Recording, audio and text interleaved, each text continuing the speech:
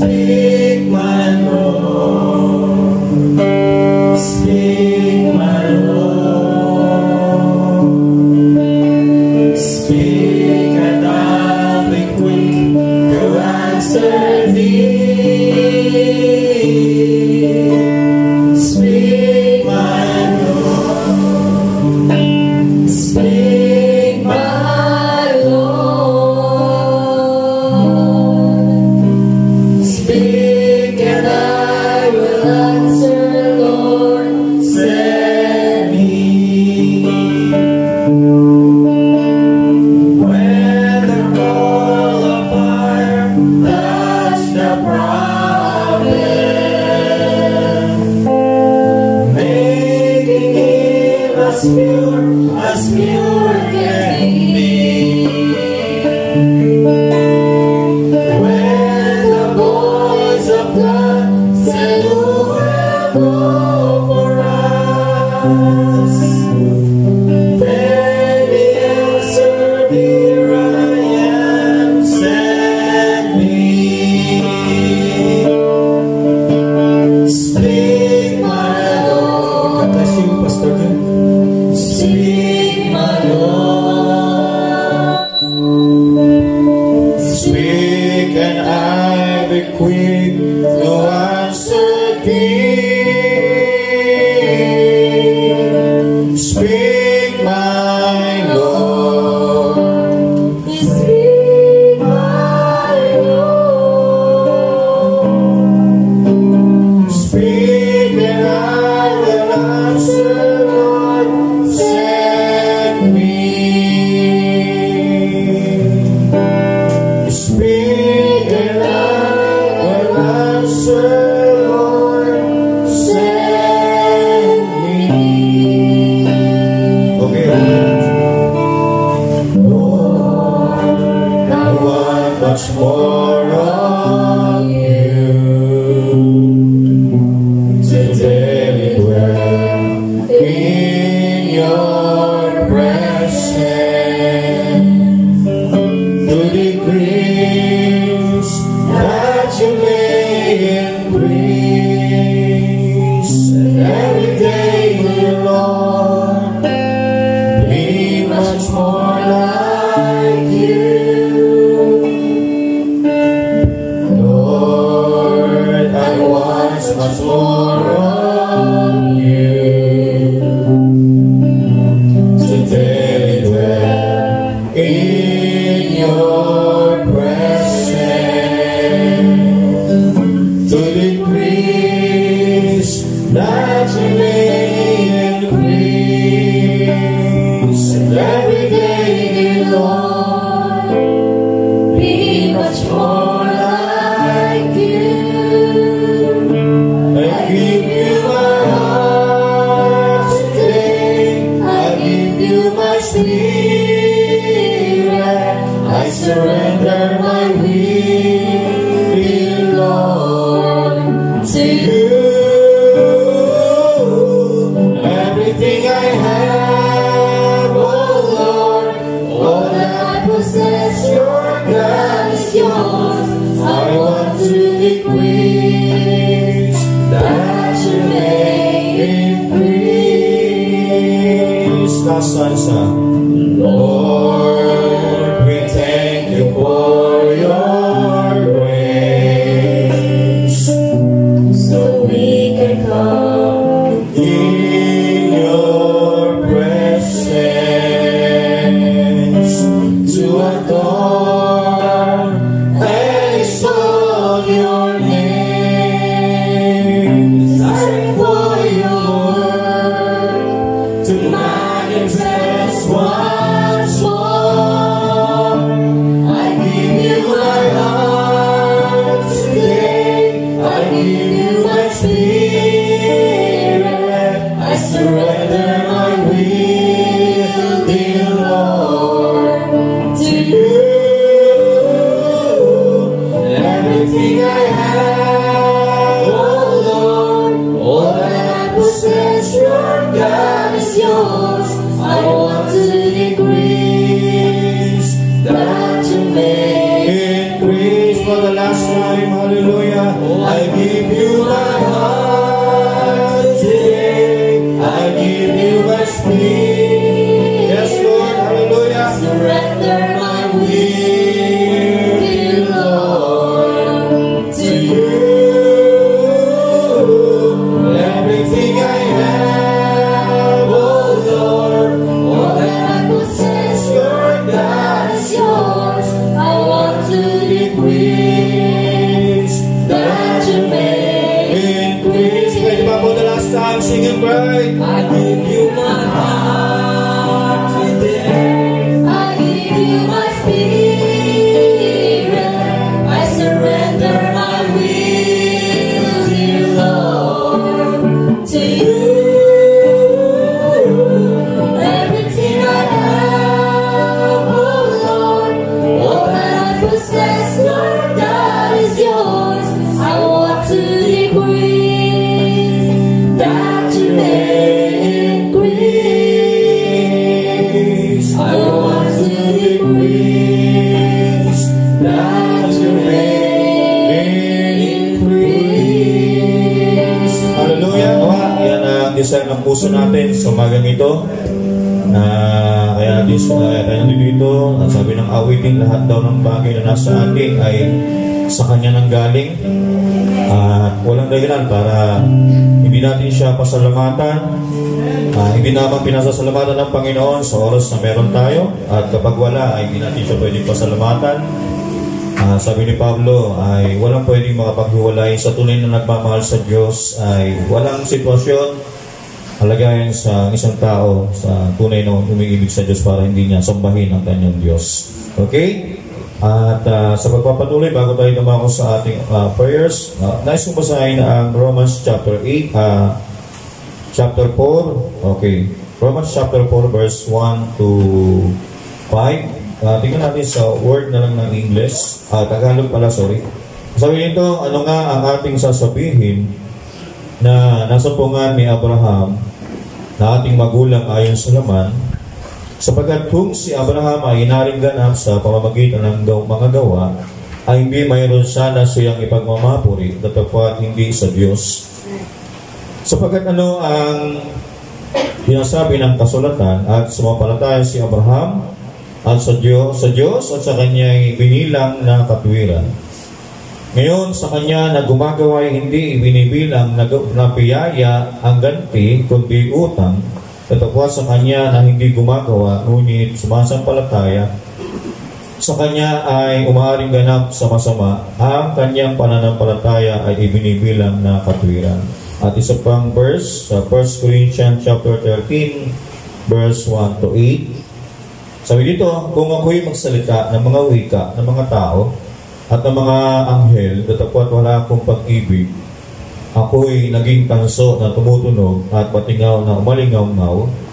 At kung magkaroon ako ng kaloob na panguhula at malaman ko ang lahat ng mga hiwaga at ang mga lahat ng mga kalaman, at kung magkaroon ako ng buong pananampalataya, na ano pa at mapalipat ko ang mga bundok, datapwat wala akong pag-ibig, ay wala akong kabuluhan.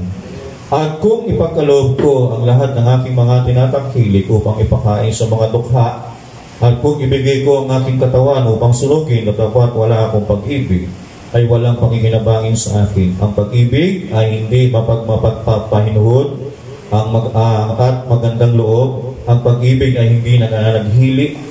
Ang pag-ibig ay hindi nagmamapuri, hindi mapagpalalo, hindi nagugaling mahalay, hindi inahanap ang kanyang sarili, hindi nayayamot, hindi inaalumana ang masama, hindi nagagalak sa kalipuan, kundi nakikigalak sa katotohanan. Lahat ay binabata, lahat ay pinaniniwalaan, lahat ay inaasahan, lahat ay tinitiis. Last verse, ang pag-ibig ay hindi nagkukulang kailanman, kahit maging mga hula ay mga natatapos, maging ang mga wika ay titigil, maging kalaman ay mawawala. So, ang mga salita ng Panginoon, at nais ko pong pamagatan ito sa magang ito, when divine love has been projected, Tagalog, kung ang banal na pag-ibig ay mailabas o may pakita, mga kapatid. Okay, so tayo po ay manalangin. Panginoong Diyos, pinasa namin ang iyong mga salita. Sa umagang ito, Panginoon, narito ang iyong bayan, narito ang iyong paraiso, at alam namin ikaw ay nasa aming kalagitnaan. At handa ka, Panginoon, na ang bawat isa ay pakainin kami ng bunga ng punong kahoy ng buhay, Panginoong Diyos. At hayaan mo po na sa umagang ito ay mahipo ka namin, Panginoon, ng aming pananampalataya. At hayaan mo na hindi lamang mahipo ay makain namin nawa, Panginoon, ang sustansya. Aming itong kami ay makipartake, Panginoon, sa iyong salita. Panginoon, upang Panginoon, ang punong kahoy at ang kumakain ng bunga nito ay maging isa, Panginoon. Sapagkat, Panginoon, sinabi ng aming propeta, kung anong aming kinakain, yun ang nagiging kami, Panginoong Diyos. Kaya, Ama, pahintulutan mo nawa, matanaw namin, ang makita namin ng iyong mga salita.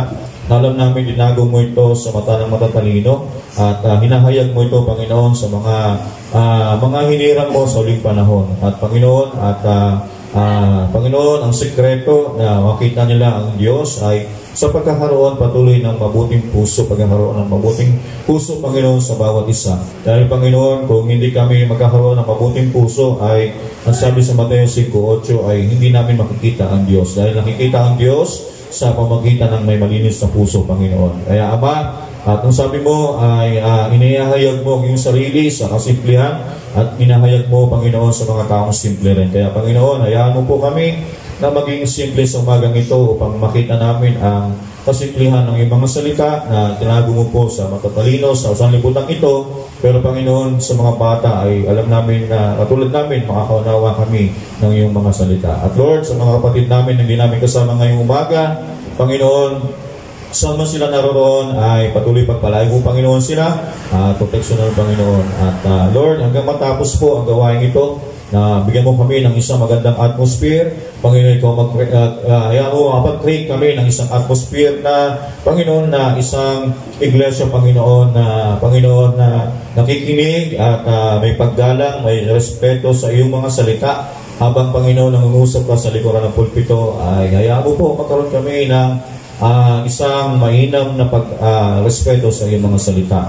Hayaan mo po kami maging good listener at nakuha namin, masapo namin ang mensahe mo, nais mo parating sa hapag ito sa bawat individual. Salamat po sa pangalan ng Panginoong Kristo, ang lahat ng kapurihan sa Sektora. Amen at Amen.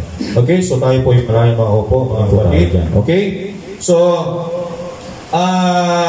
actually, itong topic ko, when divine love has been projected, ay kinuha ko to sa message ni Balnabanam na divine love. Okay?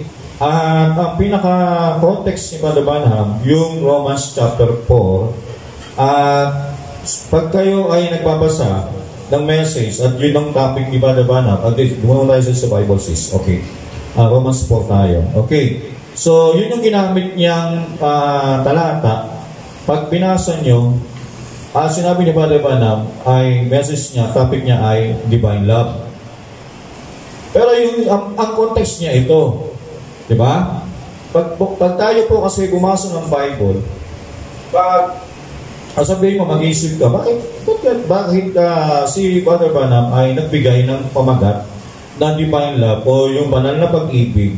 Pero ang tinutukoy niya dito ay Romans chapter 4 verse 1 na hindi mo makukuha dito, sana hinugot yung banal na pag-ibig. Diba? Pero yun nga ang isang bagay dito, mga kapatid, para maunawaan mo, sabi nga, don't judge the book by the cover. So, huwag mo hatulan ng isang libro dahil sa kanyang itsura, panlabas. So, para maunawaan mo isang libro, kailangan mong puntahan yung loob. Okay? Para makuha nyo kung anong bakit ganun yung mga kapatid. So, ngayon, para makuha mo, maintindihan natin yung topic ni Balnabanam about sa divine love. Bakit yun ang kinuha ni Balnabanam? Bakit yun ang naging kinuha ni Balnabanam na konsepto o yung message o yung talata na, okay, sabi dito, okay ka? Sabi dito, ano nga ang ating sasabihin? Ang nasumpungan ni Abraham, ang ating magulang ayon sa laman, no? Sabi dito, sapagkat kung si Abraham ay inaring ganap sa pamagitan ng mga gawa. So, tingnan nyo mga kapatid, ang topic ni Balnabanam dito is divine love.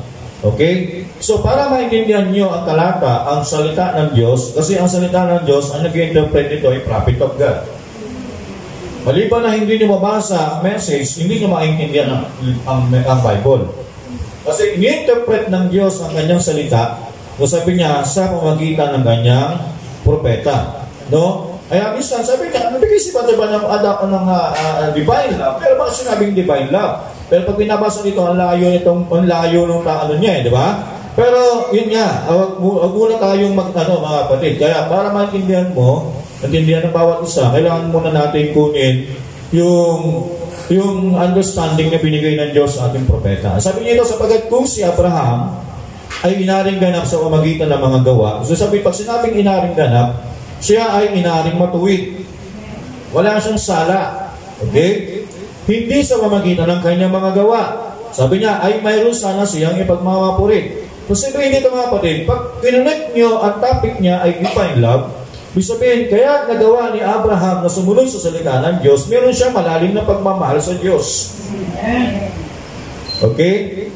Kaya niya nagawa ang lahat ng bagay.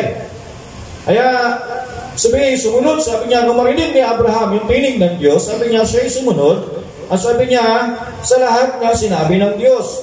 Okay? Pero, ang pinakamalalim doon, si Abraham ay nagkaroon siya ng malalim na pag-ibig sa Diyos. Pag sinabi natin kasi divine love, tatlo kasing sinasabi niya, may tatlong pag-ibig kasi dito sa iba. Una, yung eros love, yung phileo love, yung isa, yung pinakamataas, yung tinatawag na agapaw love. Diba? Yung eros love, ito yung pagmamahal ng isang tao sa kapwa-tao. Halimbawa, si Father Jo Marie, mahal ko si Father Jo Marie pag mahal niya ako. Pag ayaw niya sa akin, ayaw ko rin sa kanya. Kaya na tinatawag ng eros love. Pero ang phileo love, tama ba? Tama. Okay, ang phileo love naman, yun yung pag-ibig ng isang lalaki sa isang babae. Diba? Yan naman yung phileo. So, iba yun. Pagdating sa agapaw love, yan yung pinakamataas sa lahat ng pag-ibig. Yun yung pag-ibig ng Diyos.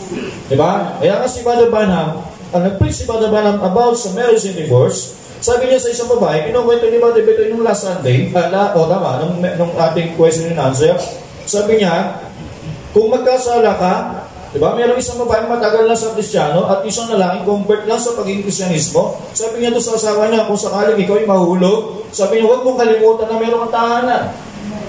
Diba? At bumalik ka. Pero pag pinagpatuloy niya yung binasa doon, kasi sabi niya, at gusto pa rin ng babae na yun, na mapanatili yung asawa niya, hindi sa pagiging asawa niya, kundi sa pagiging Kristiyano. Pero kung papairanin mong phileo love, hindi pwede yun. Diba? Pero pag pinag-usapan natin is divine love. Ang divine love ay pag-ibig ng Diyos, mga kapatid. So, sabi kanina, ang pag-ibig ay hindi nagmamapuri, hindi nagmamataas, hindi nagkukunwari. Diba? Ang lahat ng bagay ay lumilipas, mga panguhula, mga wika, sabi niya ay lumilipas, pero ang pag-ibig daw ay hindi natatapos. Okay? So, yan kasi ay divine love, mga kapatid. Okay? So, pagpatuloy ko lang. Sabi niya, sapagkat si Abraham ay inaring ganap sa pamagitan ng mga gawa. Ay hindi sa pamagitan ng mga gawa. Sabi niya, si Abraham ay inaring ganap sa pamagitan ng mga gawa, ay mayroon sana sa iyang ipagmamapuri. Sabi nito, kung si Abraham ay sumunod, gumawa ng lahat ng bagay na inutos ng Panginoon, pero bakit si Abraham gumagawa, sumunod? Hindi dahil sa gusto niya sumunod. Dahil meron siyang pag-ibig sa Diyos, meron siyang divine love. Okay? Meron siyang malalim na pagmamahal sa Diyos. Ay meron sana siya. Hindi sinasabi ni Pablo rito, kasi si Pablo, bakit niya nakikita yung sinasabi ng Diyos kay Abraham? Kasi si Pablo is prophet messenger. Diba? Pag sinabi mo prophet, pag tumingin si Papa, ang isang propeta sa salita ng Diyos, malalim ang nakikita niya. Hindi tayo propeta kaya kailangan natin dumaan sa propeta di ba? Para lumalim ka sa salita ng Diyos, bumalik ka sa propeta. Kasi ang propeta, ang taga-tanaw ng Diyos. Diba? Kaya pag tayong bumabasa, pastor, siyempre pag tumingin ka bilang pastor, iba yung nakikita mo. Pero pag tumingin ka, bumalik ka, puntahan mo yung nakikita ni Father Branham, babasahin mo yung nakita niya. Mas lalalim ka sa pagkaunawa sa salita ng Diyos kasi ibinigay ang interpretation sa prophet. Hindi sa pastor. Diba? Ang pastor, sinisilip lang niya message. Diba? Hindi po kayang rektahin silipin ang salita ng Diyos. Rekta kasi dumating ang interpretation ng Bible, dumating yun sa prophet. Pero pag dumating yung message, ang fivefold ministry, sisilip dito sa mensahe. Pabalik dito sa Bible. Para maintindihan niya kung ano sinasabi ng Word of God. Kasi sabi ng Amos, without the prophet, diba? Hindi niya nire-reveal ang lahat ng mga bagay. Kasi nire-reveal ng Diyos ang kanyang salita sa propeta lamang. So, ganoon tayo. Pag tumayo tayo sa mensahe, tumayo tayo sa Ebanghelyo ng ating Panginoon, so hindi tayo nag-i-interpret sa sarili nating kaunawaan. So, dadaan muna tayo sa ginamit ng ating Panginoon para maunawaan natin. Well, binasa mo yung Revelation chapter 13, hindi ko maunawaan. Para maintindihan mo, pumunta ka sa mensahe ng iyong panahon at yung mensahe tuturo ka doon sa Bible. Okay? Kaya walang self-interpretation. Ganyan tayo tinuruan ng mensahe, mga kapatid. Okay? Kaya sabi nyo mayroon sana siya pagmamapuri, dapat hindi sa Diyos. Okay? Sabi nyo, sapagkat ano ang sinasabi ng kasulatan? At sumampalataya si Abraham sa Diyos o sa kanya ibinilang ng katuwiran. Sabi pag sabi sumampalataya, siyempre, hindi lang basta naniwala ka. Sabi ng James, faith without work is dead.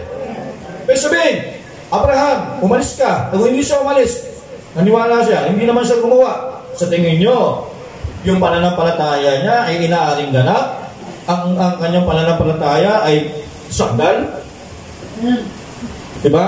Sabi ni Brother Branham, nangaral siya, perfect faith. Diba? Paano mo sasabi ang isang perfect faith? Kapag ang pananampalataya mo, sinilakipan mo ng gawa, perfect yan. Okay? Sabi, paano ka magkaroon ng pananampalataya? Kailangan meron ka munang narinig na mensahe. Ngayon, narinig mo yung message, Abraham, umalis ka dyan. At umalis ka, yun yung gawa. Pero hindi ginawa ni Abraham yun. Sabi niya, bakit na ginawa ni Abraham yung actually? Pag nalaliman yung pag-aaral, dikit niya pa din yung divine love. Alam nyo, dahil meron si Abraham, malalim na pagmamahal sa Diyos. Kasi sabi doon, ang salitang pag-ibig hindi nagmamapuri, hindi nagkukunwari. Diba? Yung binasa natin sa Corinthians kanina, yun lahat ng katangian ng isang divine love. Okay? So, sa kanya daw ibinilang na katuwiran. So, sabihin, sa pamamagitan ng divine na pag-ibig, sa banal na pag-ibig, no, kapag gumawa ang isang tao sa pamamagitan ng banal na pag-ibig, ay ibinibilang sa kanyang katuwiran yun. Okay? Mamaya makikita natin.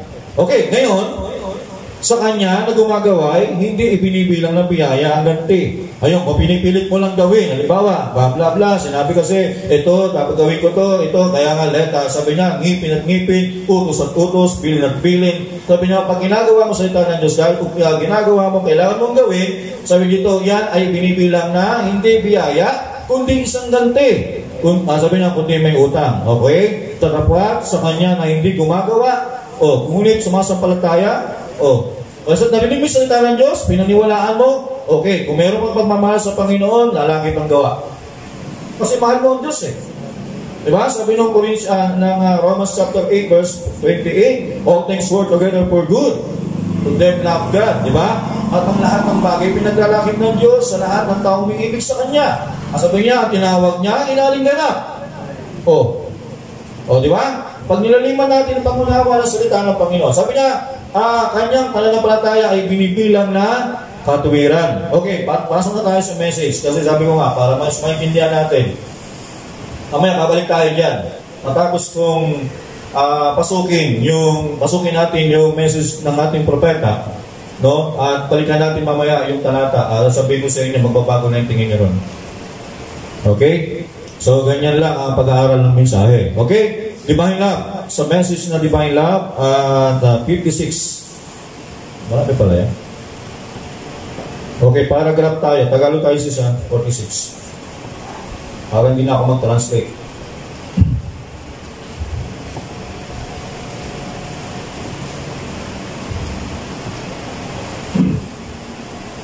Okay.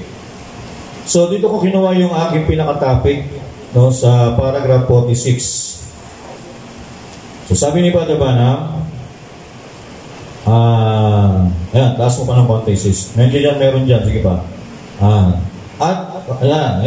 Jump nyo naman yung sa yung banal na pag-ibig. Topic niya dito, banal na pag-ibig. Sabi, dito ko pinuha yung aking topic kasunod. No? Sabi niya, at kapag naipailabas na ang banal na pag-ibig. Yan. When divine love has been projected. Yan. Sa Tagalog lang niya ito, pinuha ko dito. Dito ko hinugod yung aking gusto kong sabihin sa umagang ito. No, kapag daw na ipalabas ang tunay na banal na pag-ibig. Sabi niya, at nakarating, nasa patutunguhan ito ay iiral na ang ganap na biyaya. Ibig sabihin, kapag ang isang tao ay nagkaroon siya ng divine na pag-ibig, banal na pag-ibig, at ito ay makarating sa kinauukulan sa tao, sa hayop, sa kalikasan, o ano ba mga bagay. Sabi niya, kapag nagtugma ang dalawang ito, sabi niya, ay magkakaroon ng biyaya sa lugar na yun. Kasi itilos ang Diyos, mga kapatid, okay? So sabi niya ron, kita nyo? Ngayon, maisip nyo ba yun? Ngayon, isipin nyo mabuti. Iyon, para maunawaan natin mabuti ngayon, kita nyo, kapag naipalabas na ang banal na pag-ibig, ay nakarating na kung kanino nakatakda ito. Okay? Saka, maghahari ang ganap na biyaya. Di ba? Kaya pag nakita niyo mga kapatid, sabi doon, inaring ganap ng Diyos si Abraham sa pamamagitan ng kanyang pananampalataya. Sabi niya, at nakalasap siya ng biyaya. So, hindi lang basta, kasi sabi doon, sa si Abraham ay mayroong divine love, nagkaroon siya ng divine love mga kapatid, no? At lahat ng ginagawa niya ay mayroong kalakip na pag-ibig sa Diyos, kaya lahat ng bagay na ginagawa niya ay nakakatanggap siya ng biyaya sa harapan ng Panginoon. Kasi ginawa niya hindi sa pamamagitan ng pag-ibig ng mga tao, sa eros love, philia love. Ang meron sa kanya is pagmamahal niya sa Diyos. Di ba? Kaya, okay. So, hindi ganun kadali yun. Pero sabi dito, paragraph 47, pabaybayin lang natin ito. Sabi niya, ngayon, isang kakaibang bagay na kung paano ang mga tao, ang uri ng mga tao, ay kung ano ang ginagawa natin sa ating pakisalamuha.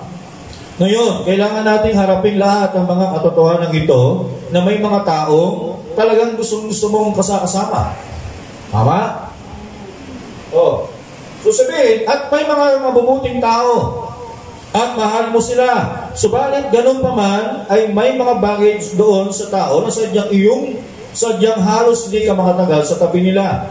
Oh, may mga tao naman daw, sabi ni Brother Branham, na may mga tao na pagkasama mo sila, gusto mo silang kasama. At hindi mo nakikita kung anong oras. Pero may mga tao naman na kasama mo, pero hindi ka makatagal. Diba? Oh, ngayon, gusto nating mangusap tungkol sa katotohanan at iyan. Ngayon, ang dahilan na ganoon. Diba tayo, kung bilang tayo Kristiyano mga kapatid, diba? Kung may mga tao na tayo ay nakasalamuha, nakasama tayo, saan ba tayo lulugar? Tayo ba ay mga tao kapag kasama nila tayo ay, alam mo kasi pag ang tao kasi kausap mo, panay ang tingin sa oras. Darilo, anong ibig sabihin niya? Nabuboring na yun sa'yo. Diba? Subukan mo, lagi ka may kausap ka, lagi na ating sa Darilo yung kausap mo. Buboring na yun. Sabihin, naiinip na siya, kaya yun ang buhay niya. Diba? Maraming reaksyon ng katawan ng isang tao para sabihin na siya naiinip na, diba? Yung paa niya, diba? Parang pinapirang gano'n. Tapos maraming mga, pero may mga tao naman na kapag gusto mong kasama, yung masarap kang kasama, di ba? Hindi makita mo, hindi tumitingin sa oras. Tapos titingin mo sa oras, ay, ang tagal na pala natin nag-usap, Brad. Di ba? Wala na isa, pero hayaan mo yan kasi, alam mo, di ba? Magpapatuloy siya sa pag-usap kasi bakit? Kasi nga, gano'n talaga, kasi may mga tao talagang masarap kang kasama. May mga tao naman na hindi masarap kasama. Di ba? Parang boring. Alam nyo, may mga tao na madaldal, pero kausap mo, pagka kausap mo, hindi siya sasalita. Diba? Minsan, nakakaboard eh. Iwanan mo na lang. Sabi ko, nakakainip ko na kausap, di ba? May mga tao naman tahimik din, di ba? At yun ang isang bagay, mga kapatid. So, sabi rito, ngayon, ang dahilan na gano'n ay dahil sa kapaligiran na nilikha ng natural na individual. Ayan. Dito, okay. Meron kasi dinadrive si Brother Branham. Okay? Meron kasi natural na kapaligiran at meron kapaligiran spiritual. Yan yung divine love. Okay? Si Abraham ay nasa kapaligiran siya ng heavenly realm. Heavenly atmosphere. Kaya ganun yung kanyang ginagawa. Kung may inutos ang Diyos sa kanya, bakit ganun kagalakan yung puso niya sumunod sa utos ng Panginoon? Kasi hindi siya nasa earthly bound, siya ay nasa heavenly bound. Okay? Yan ang gusto ngayon. Kaya, nasa sabihin, sabi ni Brother Branham, meron sa example na sa isang literal na earthly bound, sabi nito na may mga tao na may gusto kong kasama at may mga tao din ayaw mong kasama. So sabi niya, ngayon ang dahilan na ganoon ay dahil sa kapaligiran na niliga ng natural na individual. Halimbawa, ako, masayahin akong tao. Meron akong isang tao na kausap, di ba? Pupunta ako doon. Yun yung isang atmosphere, di ba? At pupunta ako sa isang tao, hindi siya masayahin, di ba? Hindi siya tatagal eh. May mga tao naman, pag kami nag-usap, ang tagal, parang hindi namin dinitin ng oras. Kung sabihin, yung isang bagay, nakakalika kami ng isang kapaligiran na isang masaya. O depende yan sa, nasa tao yan, di ba?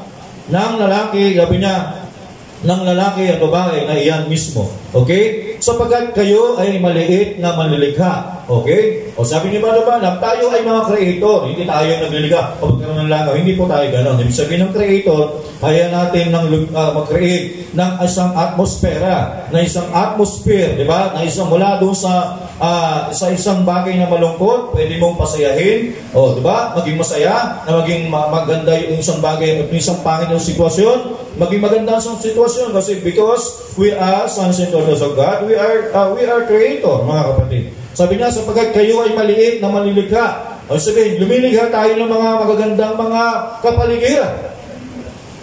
Okay? Dahil sa mga anak na lalaki, babae ng anak na kayo ng Diyos, kahit gaano pa man kayo nalugmok sa kasalanan, mga anak na lalaki at mga anak na babae pa rin kayo ng Diyos, sapagkat nangahulog lang kayo.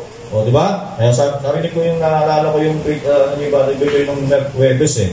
Di ba? Iba yung makasalanan. Nakatulan ng tao, ng ibang tao, bilang maging makasalanan, hindi dahil sa gumagawa sila ng kasalanan. Pero ang Kristiyano, kaya siya hindi natulan ng kasalanan. Kasi ang Kristiyano, nagkakasala. Hindi siya makasalanan. Magkaiba yung makasalanan sa nagkakasala. Diba? Sabi, pag nagkakasala, merong isang espiritu, kaya nagagawa niya gano'n, merong isang espiritu na gumagawa para gawin niya yun. Pero yung isang masama, hindi niya kailangan magkaroon ng masamang espiritu para gawin niyo kasi likas siya masama. Oh, di ba? Pero isang Kristiyano, kapag siya'y nag-born-again, nagbabago yung kanyang espiritu. Di ba? Kaya nga tinatapon ng Diyos sa dagat kapag kalimot ang kanyang kasalanan. Kasi alam niya ang Diyos na hindi niya pwedeng hatulan ng isang mga tao na nagkakasala. Ang hatulan niya yung mga taong makasalanan. Kasi likas sa kanila yan eh. Di ba? Pero sa isang Kristiyano, hindi po natin likas yun kasi we are the part of mind of God. Di ba? Nung dumating tayo sa mundong ito, nagkasala lamang tayo. Kasi bakit? Kasi nga, napusis tayo ng Diablo. Pero nung dumating ang panahon, no, tayo ay pinalaya ng Panginoon sa anumang mga gawa ng mga espiritu. Okay? Okay, sabi dito, nangahulog kailan kayo na pasamak sa inyong kaluluwa at isipan. Subalit, ang Diyos ang inyong manlilikha. At sa pagkahulog ng inyong kalagayan, nangaligaw kayo, nangahulog ng mga nilikha ng Diyos, pinangingibabawan ng Diablo. Yan, makita nyo na? Yan, para maintindihan nyo yung ibig ko sabihin, papakinggan nyo yung message ni Brother Branham about sa demonology. Para mas maintindihan nyo po yung aking sinasabi mga kapatid. Okay? Sabi niya, ng Diablo, siya nga subalit, gayon pa man, ay ang mga anak na lalaki at mga babae, pa rin kayo ng Diyos. Hindi niya ibig na sino man sa inyo ay mapahamak. O sino yung tinutukoy yung salita dito? Hindi ito sa lahat ng tao. Ang scripture nito ay para sa mga anak ng Diyos. Minsan ginagamit ng mga nasa sanlibutan yun eh. Di ba? Sabi ng Diyos, hindi niya ibig lahat daw ng pahamak. Oo, pero ang tinutukoy niya dyan, ang kanyang mga anak lang. Di ba? Kahit nahulog sila, pero hindi niya ibig na sila'y mahulog. Diba? Kaya nga namatay sa pusang Kalbaryo, kung meron na pala, kung lahat pala iligtas, dapat hindi na siya nagpakamatay. Kasi ibig sabihin ng redemption, meron lang tutubusin. Hindi naman lahat na nasa sanlaan. Ano ba, sasanla ko itong relo. Kung magkano to? Sabihin natin, 2,000 ko sinanla. Kung magkano kung tinubos, pinasanla, ganun ko rin tutubusin. Ay, bisa may ano pa yan, may tubo. Oh, pero maraming relo doon. Sabihin ko ba, tubusin ko lahat ng relo? Hindi. Ang tutubusin ko lang, yung binenta ko, yung aking nasanla. Oh, ganoon din sa mga anak ng Diyos eh. Kaya kami redemption eh, di ba? Pinahibig sabihin ng redemption, bring back to original owner. Oh, di ba?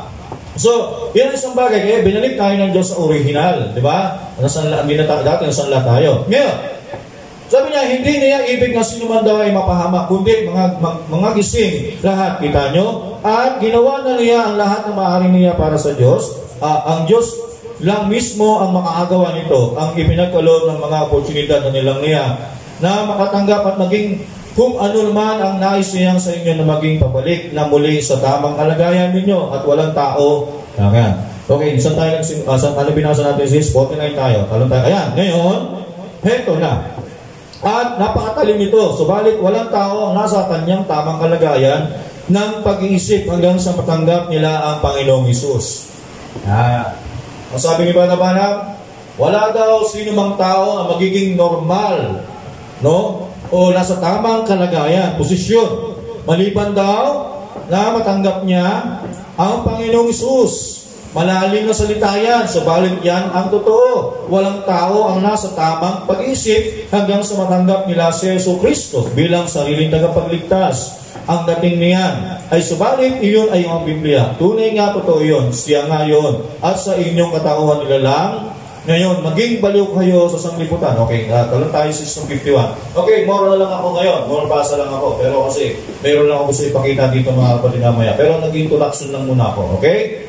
Sabi niya, ngayon, maraming beses tayo sa mga iglesia. Maaring wala para bang kakatuwa ito. Subalit kung pagmamasdan ninyo lang ito, ngayon ito ay para sa iglesia. Para sa mga tao na kukuha ng mga tao ang espiritu ng isa't isa, sa halip na makuha ang Espiritu ng Santo. Pumunta ka sa isang grupo ng mga tao, pagmasdan ninyo ang paraan ng pagkilos ng isang tao at ang ganong uri ng mga tao na pumasok sa kongregasyon ngayon. Malalaman ninyo na lang pare-pareho lang kilos nila lagi ninyo.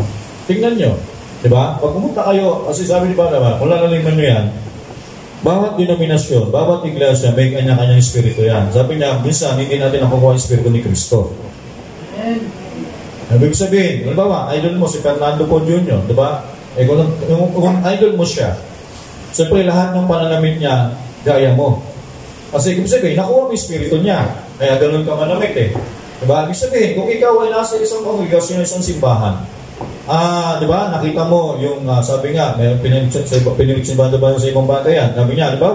Kung nakikita mo kung ano yung ugali ng ministro sa isang denominasyon, isang kalimitan, yan ang kilos ng iglesia.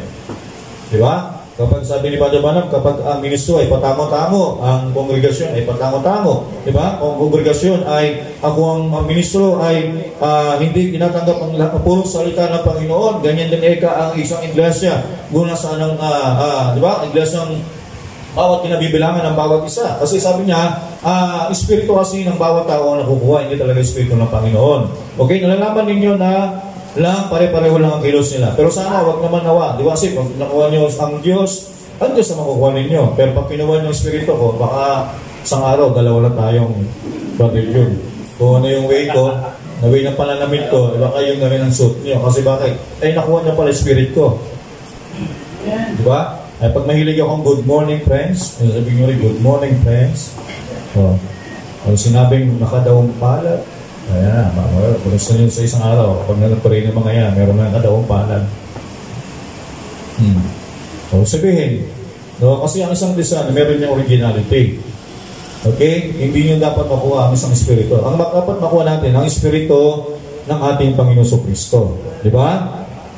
Okay, yung sabi niya, halimbawa mo ang isang mabuting babae. O, sabi niya, halimbawa, mayroong isang mabuting babae at isang masamang lalaki at mararamdaman ng lalaki, alinman, magiging mabuting lalaki siya. O sabihin, depende yan, di ba? Mayroong isang, tingnan nyo, isang atmosfera, isang mabuting babae, may isang lalaking masama. O, sabi niya, ang lalaking ito pwedeng maging mabuti.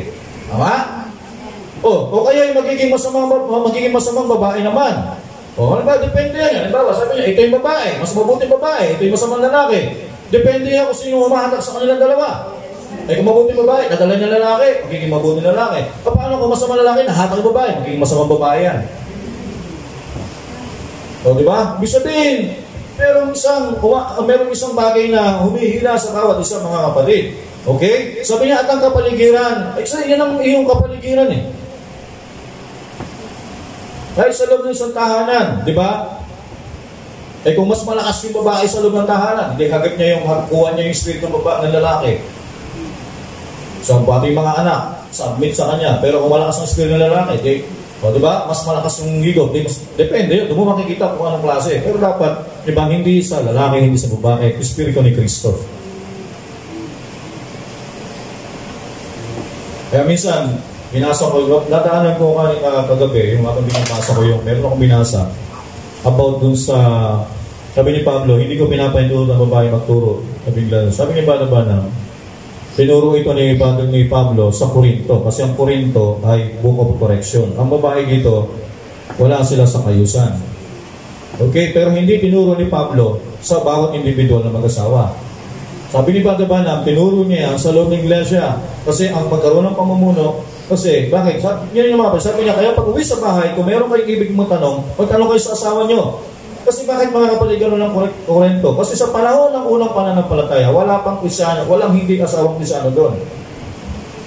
Tama? Kaya sinasabi doon, magtanong kayo sa inyong asawa pag uwi. Kasi walang Krisyano panahon na yun, merong unbeliever na may asawa.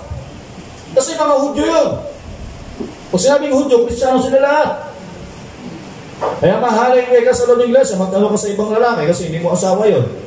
Pero ngayon dito, sabi niya, tanong po paano po yung kapatid? May asawa ko sa babae lang, pero yung lalaki hindi. Kung tatanong ba ako sa asawa niya? Eh, hindi naman niya alam yung Bible. So siya magtatanong. Eh, magtatanong sa ministro. Diba? So yun ang turo ng Bible mga kapatid. Kaya sabi ko, kaya nabasa ko, sabi ko, hindi ko na natandaan, pero sabi ko, sige, baka kung maging question pa ulit yun, di hanapin na lang natin ulit ng quote. Okay. So ngayon, depende raw yan. Kumbaga, wala dapat, ito yung sinasabi ko lang sa inyo, diba? Merong isang natural na kapaligiran, merong isang spiritual na kapaligiran. Halimbawa, sa mag-asawa, diba? Merong babae, merong lalaki, sabi ni Father Banam, may mabuting babae, masamang lalaki, depende kung sino mas malakas ang hatak. Yun ang nagiging kapaligiran. Pero, earthly realm yun eh. Diba? Hindi mo pwedeng dalhin dito yun. Na dapat, asawang lalaki, magpailalim yun kasi ikaw eh. Earthly bound yan. Okay? Kaya dadalhin mo, pag dinala mo sila dito sa heavenly bound, so, hindi pwedeng sabihin, pag ikaw nasa spiritual bound na, hindi mo na sabihin, diba? Bilang lalaki, bilang babae. Kasi, saan pagaling si Eva? Kaya Adan. Saan galing si Adan? Sa Diyos. Di ba isang spirit lang sila? Ito.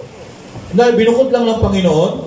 Kung sabi kanina ni Father Ramel, from Elohim, di ba? What's Elohim? Sabi niya, siya ay plural. Sabi niya na ang lahat ng katangi nasa kanya. Siya ang Ama, Anak, Espiritu. Di ba? Siya ang Creator, siya ang Healer. Lahat yun nasa kanya. Pero gusto niya maging Ama, in-express niya yun. Nagkaroon siya ng anak. Diba? Nagkaroon siya ng sinawag sa Diyos dahil lumikha siya ng anghel. Pero lahat ng bagay na yun, saan galing yun? Sa kanya. Sa kanya galing yun. Diba? Kaya ibig sabihin dito, pag dinala mo sa heavenly atmosphere, mga kapatid, hindi pinag-uusapan niya, atmosphere dapat ng lalaki, atmosphere dapat ng babae, kundi atmosphere ng Diyos. Diba? Ang sabi niya lang, pinamumuhayan mo. Na ipapakita mo yun sa mga kasamahan mo kung ano ka. Okay? Kung gayon, ay anong uri nga ba tayo ng Kristiyano, mga Kristiyano na tayo, anong uri ng kapaligiran ang dapat na pamuhayan natin? O sa isang nakakagaan, maginhawa, nagpapagaling ng kapaligiran. Sabi niyo ba naman na merong kapaligiran na pwede mong gamutin? Kung isang kapaligiran ay malungkot, pwede mong gawing masaya yung isang lugar. Kung mayroong isang masaya na mapuro mga karamdaman, pwede mong magkaroon ng mga puro healing. Diba? Kung may mga lugar na parang walang pag-asa, kailangan baguhin mo yung lugar na magkaroon ng pag-asa.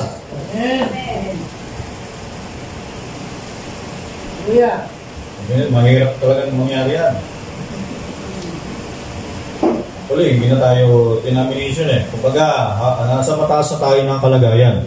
Okay? So, nilagay na tayo ng Diyos sa mataas na uri ng kalagayan na mga nilalang ng ating Panginoon sa panahon nito dahil sa ating binigay ng Diyos ang kanyang mga salita. Okay? So, sabi niya, tayo dapat na mamuhay ng ating mga puso ay palaging nananalangin na may malalim na pag-ibig para sa bawat tao na nakaugnay natin. Okay? Okay yan. Ito mga kapatid.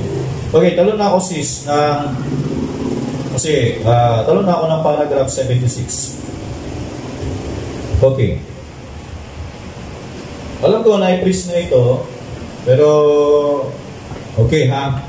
Ngayon sabi dito, 76 paragraph, sabi dito ni Bible gaano kong napansin iyon, kung paano na kapag ako'y ipagpaumanhin nyo itong personal lang patutuo ko ito ngayon. Sabi niya, panandali lang. Kasi bakit mga kapatid? Kasi sabi ko nga sa inyo, si Brother Branham ay propeta ng Diyos. Kaya yung ginamit ng context kay Abraham, nakita niya yon. Kasi si Brother Branham is the prophet of God. Okay? Si Paul, nakita din niya yung si Pablo dahil si Paul ay apostle the prophet of God. Okay? So, nakita nila yung mga bagay na yun. At alam natin, ang bawat mga propeta ay hindi ito nangungusap ng parang sinasalita lang nila, kundi na-experience talaga nila yan. Naranasan. Kaya pag si Brother Branham nagturo ng divine love, ng banal na pag-ibig, hindi ito gawa-gawa lang binasan sa Bible na may banal na pag-ibig, kundi naranasan din niya personally. Kasi hindi mo ma-express yung teaching mo about sa divine love kung hindi mo na-experience. Experience is the best teacher. Okay? So, ang pinakamahinang teacher, mga kapatid, ay yung iyong karanasan. Diba? Kaya nga nung ako, bago pa lang pastor, hindi ko alam paano magpastor. Pero alam nyo, hindi mo pala pwedeng pag-aralan ng pagiging pangpastor. Pero pag naging pastor ka na, doon pala darating na unti-unti ka tuturuan ng Panginoon kung ano dapat mong gawin. Kumbaga, kasi yung natuturo sa'yo, yung nagiging karanasan mo. Diba? Dati, hindi ka pa tatay, hindi mo alam paano maging tatay. Kasi wala ka pang anak eh.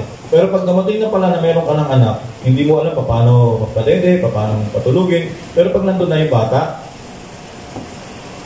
matututunan mo na eh. Kasi ibig sabihin, ang natuturo sa atin, lagi-lagi, yung ating pang-araw-araw na karanasan. At lumalalim tayo sa salita ng Diyos sa pamamagitan ng mga karanasan natin habang tayo tumatagal. Okay? Ngayon, sabi ni Brother Branham, personal niyang karanasan. Nabasa niyo na ang aklat. Sabi ni Brother Branham, nabasa niyo ba yung isang aklat? Meron kasing isang aklat na ginawa. Sabi doon, nung araw na yon sa Portland, Oregon, noon tumakbo papuntang entablado ang isang baliw na iyon na papatayin niya ako. Okay. Sabi ni Brother Branham, nabasa niyo ba yung isang aklat na nakasulat sa aklat na yun, may isang baliw na balak siyang puntahan sa entablado at balak ang purpose ito ay siya'y patayin. Sabi niya, nabasa na ninyo lahat niyan marahil sa aklat. Anong nangyari? Ipinadala ako ng Diyos para ipangaral ang Ebanghelyo. Iyon ang ginawa ko. Sabi ni Brother Branham.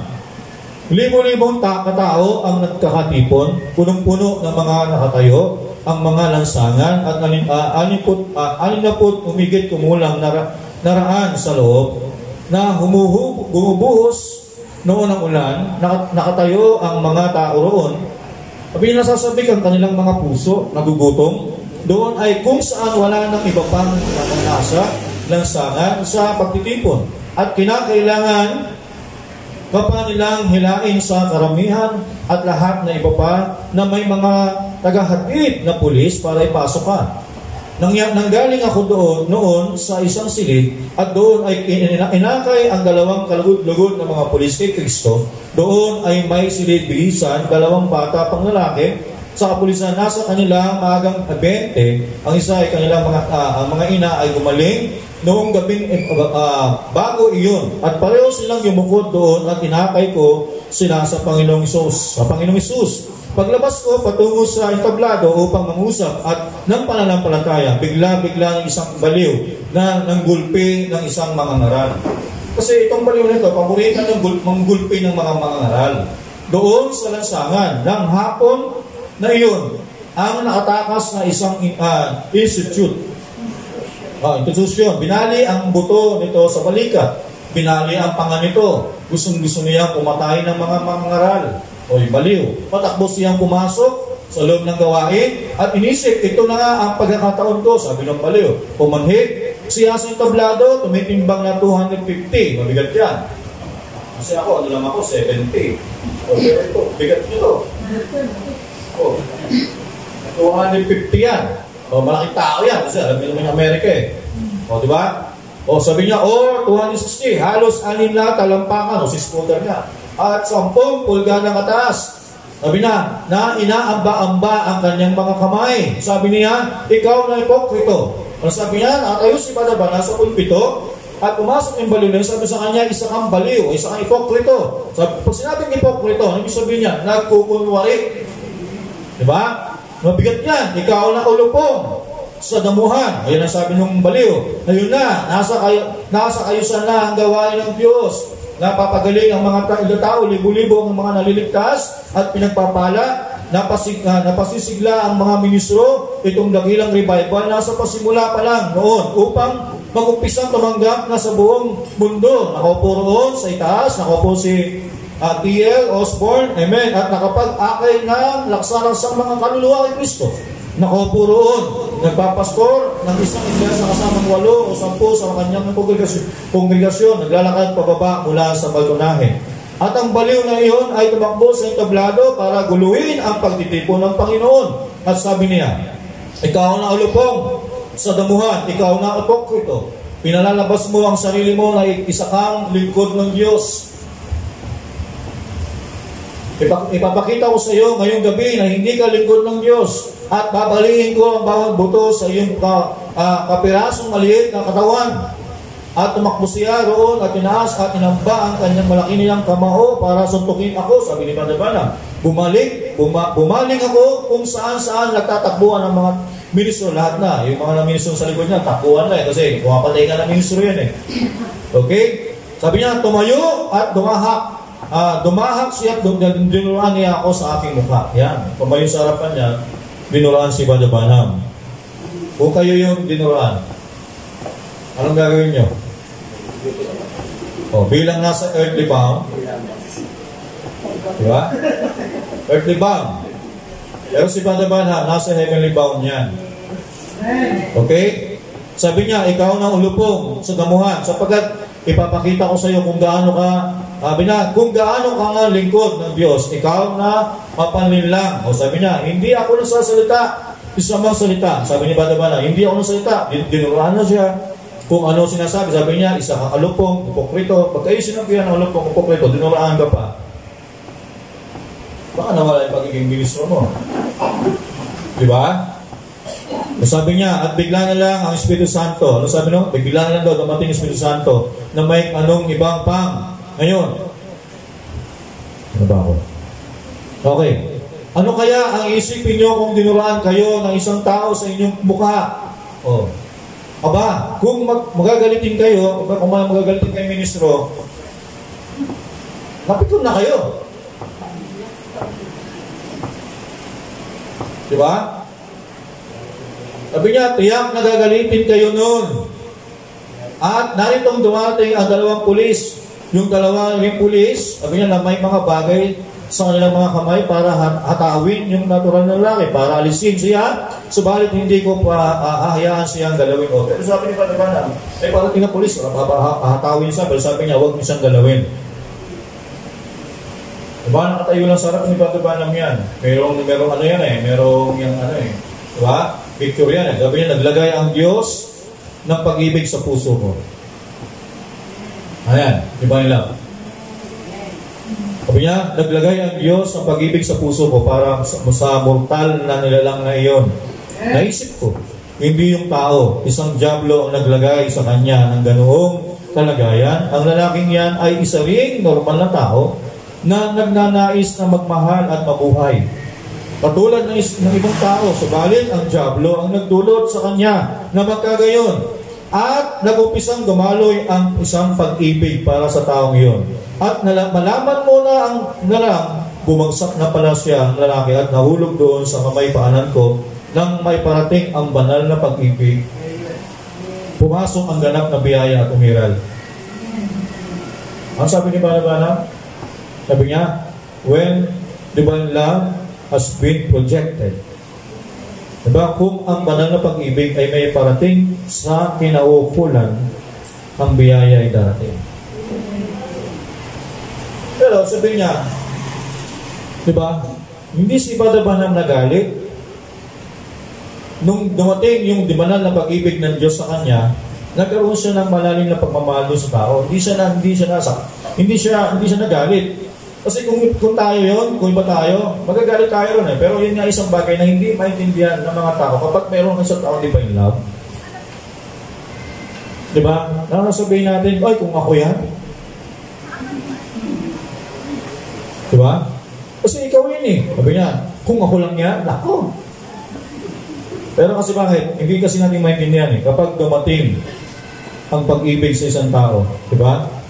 Sabi niya, dumating yun. Pag dumating sa iyo yung pag-ibig ng Diyos, at kung kinakailangan ng isang tao makatanggap ng biyaya, sabi niya, ang biyaya ay darating. So, kaya sabi niya, umira ng biyaya, gagawin ito ng ganun palagi. Kita nyo? Ngayon, another example mga kapatid, paragraph 86.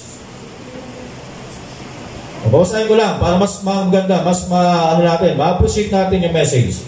Gusto ko sana kwento ko na lang, alam ko na, kayo ko naman kwento, pero mas maganda na yung wala akong nakakalita, kahit isang salita. Mas maganda na yung manamnam ninyo, galing talaga sa message yung ating pinag-uusapan. Ngayon, dito, hindi pa katagalan, sabi ni Brother Branham.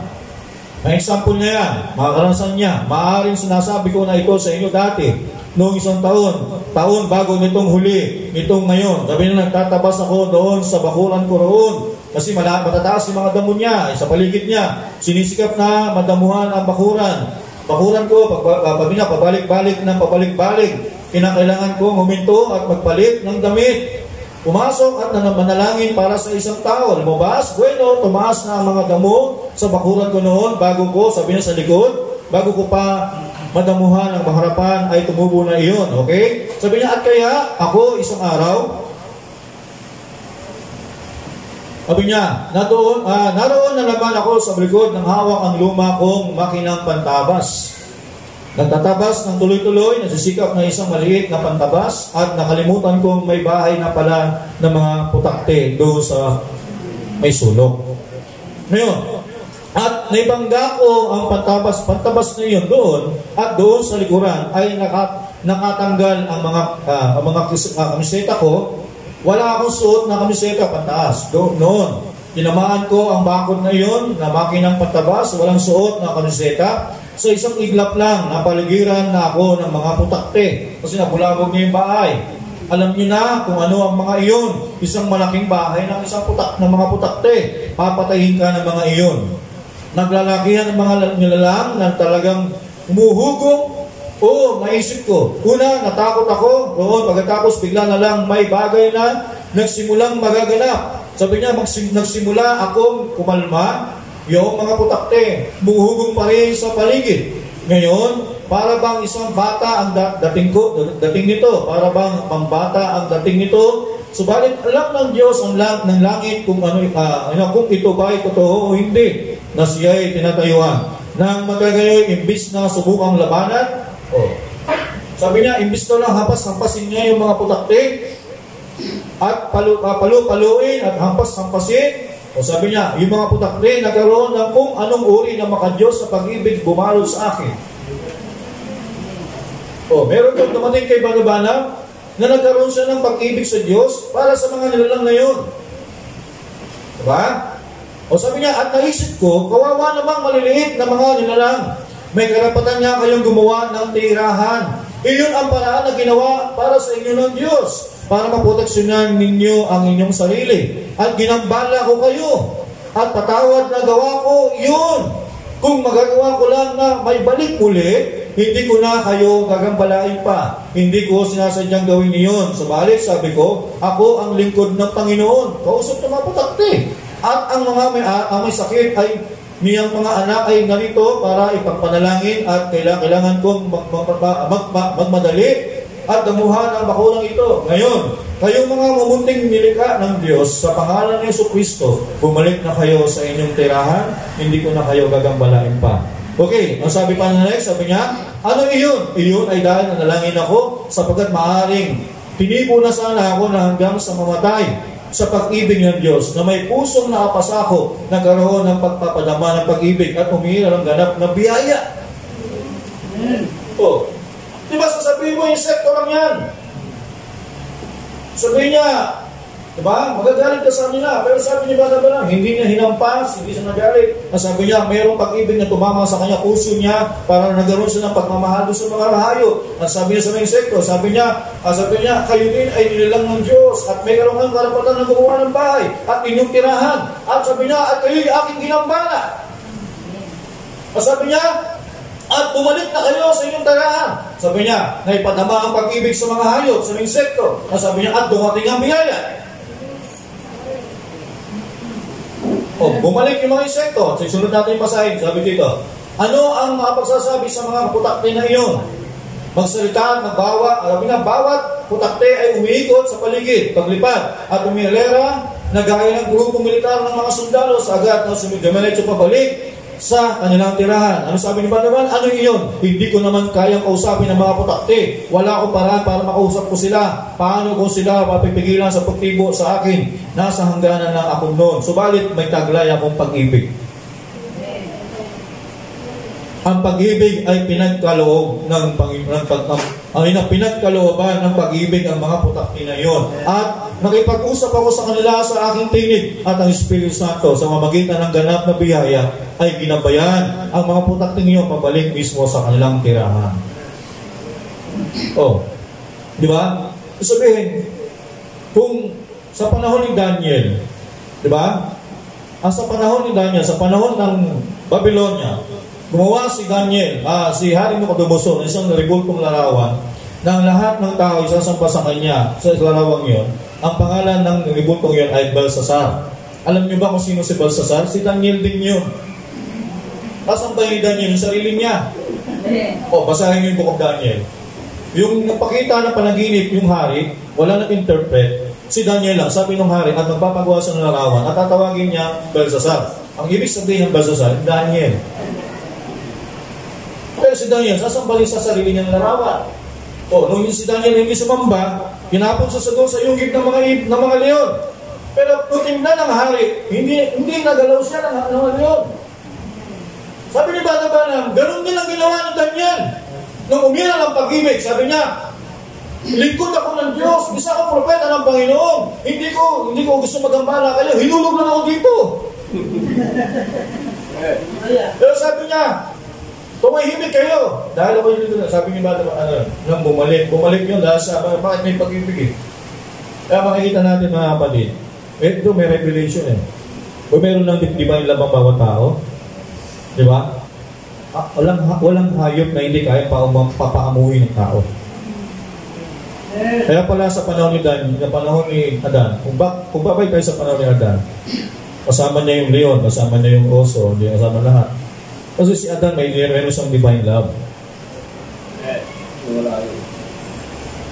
Diba? Meron siyang dakilang pag-ibig ng araw na yun. Si Adan, Panginoon ng lahat ng sanlibutan, kaya subject sa kanya yung leon lahat ng hayop. Diba? Kaya meron silang dakilang pag-ibig din.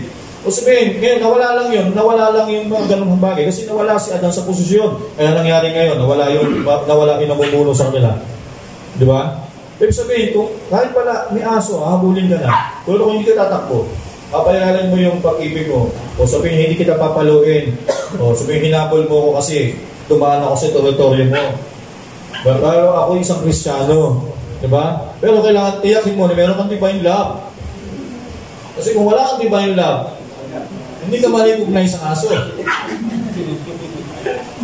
Patay ka.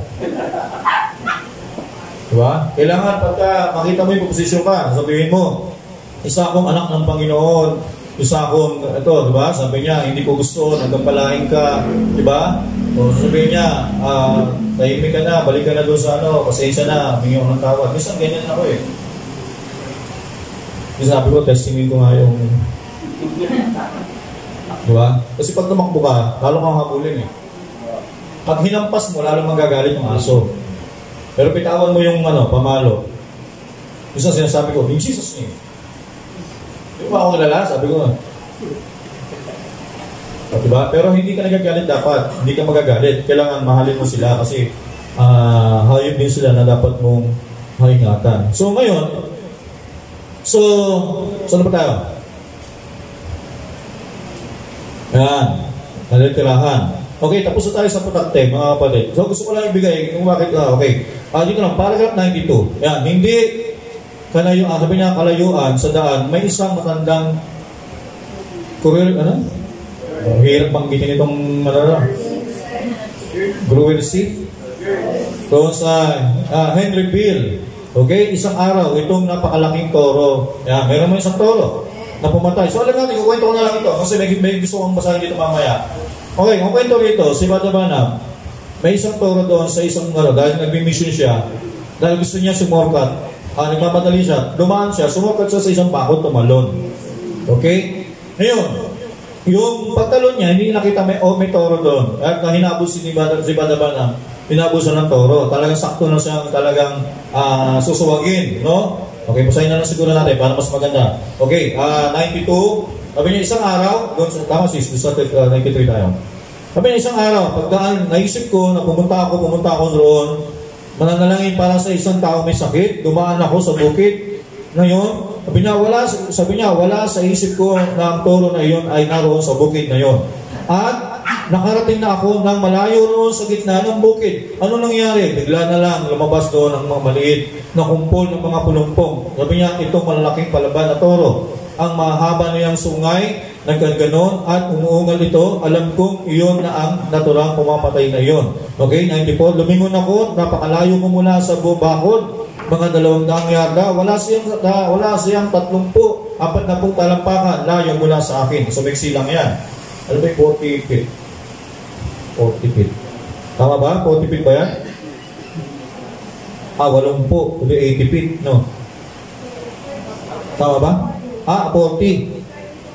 30 to 40. Sabihin, gano'n ba kalayo? 30 to 40. Wala doon, sa kabilang bahay. Ha? Sabihin, mula doon sa kabilang bahay. Dito. Yan lang. Okay. So ngayon, sabi dito, salamat. Ayan, sabi niya, 30 at sabi niya, talampakan na layo mula sa akin, naroon siya nakatayo, na nakababa ang mga sungay, sabi pumabala, ready na siya para habulin. Umungal ng napakalakas, wala akong baril, at wala akong punong makitan, hindi na ako makakabalik sa bakod. Naisip ko, ayan na, ito na ang katapusan. Bill Branham, dito muna makatagpo ang iyong katapusan.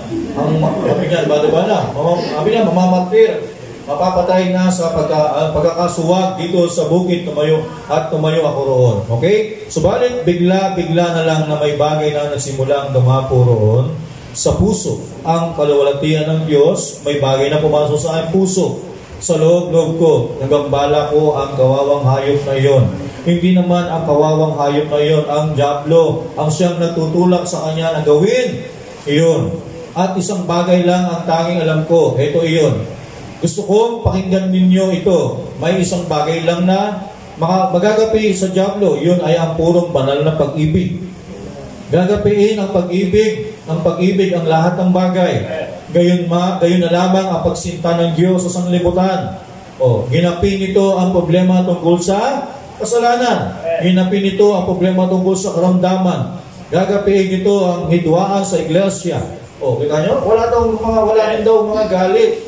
Kung meron tayong divine love, kasi sabi niya, kung meron divine love, walang galit, walang magiging sama ng loob. Kasi umiiral ay ang divine love. Gagapiin nito ang lahat ng bagay na hindi nito katulad, na dapat gapiin. Gagawin nito iyon. Kung hayaan lang ninyo lang ito na gawin iyon. Okay? At nang masimulan ng sumugod sa akin ang malaking gayop na iyon, at imbis na magalit sa hayop na iyon, kapatid ng Mike, minahal ko pa siya. At naisip ko, isa kang nilalang ng Diyos. Sino pa bang iba ang mga kalikha sa iyo kundi ang Diyos? Sabi sa toro. At nanahimik ang nakahiga. Nanahimik siya nakahiga. At nagpunta ako sa teritoryo mo na may mga babala naman sa buong bukid. Meron pala nakalagay na warning sign Pero hindi ko yun naisip. Basta ako na lang binago ang dati ko na dinadaanan para magpunta at manalangin para sa isang taong may sakit. At ngayon nga, nakita ko ang nilalang na iyon, napaparating na ang ulo niya ay pasuwag suwag na ng pagano, sumusugod na siya sa akin para patayin, alam nyo. Okay? 99. Subalit, nagsimulan dumating ang banal na pag-ibig. Naisip ko, kawawang nilalang. Isang ignoranting hayop, wala nang ibang alam, nariyan ka nakahiga at ginagambala naman kita. Kaya, ngayon, ako ay lingkod ng Diyos. Ikaw ay isang nilalang ng Diyos. Sa pangalan ni Jesu Kristo, bumalik ka na at mahiga na dahil papunta na ako para manalangin para sa isa sa mga may sakit na anak ng Diyos. Bumalik ka na at maiga ka na. Sabi ito, at pasugod na noon sa akin ang tulong iyon ng buong bilis na makakaya niya. Katiting man na may, sabi niya, katiting man na may mas natakot kaysa na matatakot ako kaysa kapatid ng bibil na ako po mismo rito. Isang galisay lamang na banal na pag-ibig sa puso ko. Ano ang ginawa nito? Lumikha iyon ng kapaligiran. Okay, dyan muna tayo. Ito mo, galit na galit yung isang toro. Kasi ginambala mo yun eh. Pumunta ka sa teritoryo nila. Pero wala ka sa posisyon para magalit. Kasi ikaw yung may kasalanan. Right? Kasi karapatan niya yun eh. Pero dahil dumating sa kanyang puso yung divine love, sabi niya, humingi siya ng paumani dahil siya ay merong kasalanan. Nagambala na. Ngayon sabi niya, yung toro na yun, papalapit na yun. Pero mo 40 feet yun, nalayo nun. Kaya sabi ko, mula 40 feet ito hanggang 10 feet. Hanggang dun sa bahay sa kabila, yung pintuan na yung 40 feet. Mula doon, mahagibis na yun. Ngayon, pagpasok dito nung dumating na yung pag-ibig ni Brother Banam sa hayop, papasok na siya, biglang tumigil yung yung toro. Kasi bakit? Nakapasok na sa atmosfera.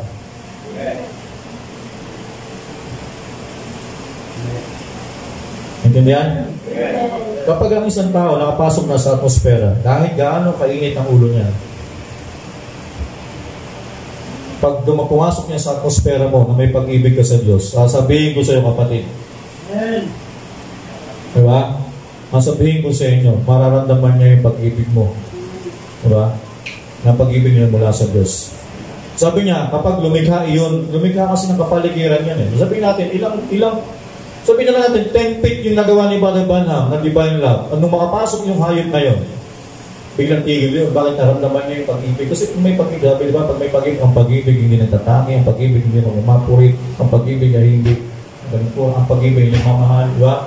Siyempre, once na nagkaroon ka ng pag-ibig, magagalit, right? Hayop yan. Mamahalin niya si Brother Banham. Kasi bakit? Diba? Nakapasok siya doon sa atmosfera. Diba? Nakapasok doon sa atmosfera. Sa isang lumikha si Brother Banham ng isang kapaligiran, no? Pag-ibig. Kaya kahit mga toro, kahit yung toro, putakte, diba? Ay nagawa niyang ito ay tumahimik. Sabi niya, ang torong iyon ay nakapasok mismo sa kapaligiran iyon. Oh, hindi, kaya sabi ko 40 feet eh. Doon, galit na galit pa siya eh. Pero sabi ni Brother Banham, nung dumako sa puso ko ang isang banal na pag-ibig, diba sabi niya, ikaw ay hayop nilikha ng Diyos, ikaw ay ginambala ko, sabi niya, bumalik ka na ron. Nagalit, sumugod yun. Diba? Ang bilis nun. Pero makarating sa panahon, sa loob na mismo ng atmosfera ang ginawa ni Brother Banham, biglang tumigil yung hayop.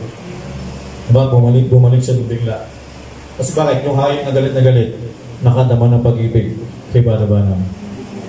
Na hindi ko pwedeng galawin si Brother Banham. Lingkod siya ng Diyos. O diba? Eh sabi niya, ay nakapasok mismo sa paligiran ngayon, hindi lalampas ng 10, o tabi ko na, 10 talampakan. 10 feet na lang. Pasok na yung toro. Susuwagin niya si Brother Banham. Pero bago siya nakapasok sa 10 feet, yung 10 feet na yun yung atmosfera, inikot ni Brother Banham, yun na yung divine love. Kaya pag nakapasok yung sino man tao dito, isang hayop na yun, hindi niya mararamdaman yung pag-ibig ng Diyos na kay Brother Banham. Sabi niya, nung nakapasok yung toro na yun, sabi niya, yung kapag ang isang pag-ibig ng Diyos ay nakarating sa kinauukulan, mayroong biyayang mangyayari. Diba? Para kanino yung biyaya na yun? Dumating yung pag-ibig kay Brother Banham para sa toro. Pero ay galit na galit yung toro na yun. Diba sabi niya, bingi siya ng pasensya. Pero wala, hindi niya mabigilan kasi yung toro nasa atmosfera pa rin yan eh. Pero once siya kumilos na at palapit na kay Brother Banham, pumasok na siya sa atmosfera ni Brother Banham, hindi na magawang hindi titigil. Kasi bakit? Kasi dumating yung pag-ibig kay Brother Banham para sa toro. At nung dumating na yung toro doon sa eksena, dumating na ang biyaya. Diba? Mula sa, sabi niya, 10 talampakan na layo mula sa akin, huminto siya. At ipinadyak ang kanyang mga paa. tumingin siya mismo rito, talagang talunan, na may pinakamaamong anyo sa kanyang mukha, at tumalikod, at naglakad, at nahiga. At dumaan ako sa agwa ng 5 talampakan. O, dinaanan pa rin niya, pero hindi siya ginalaw.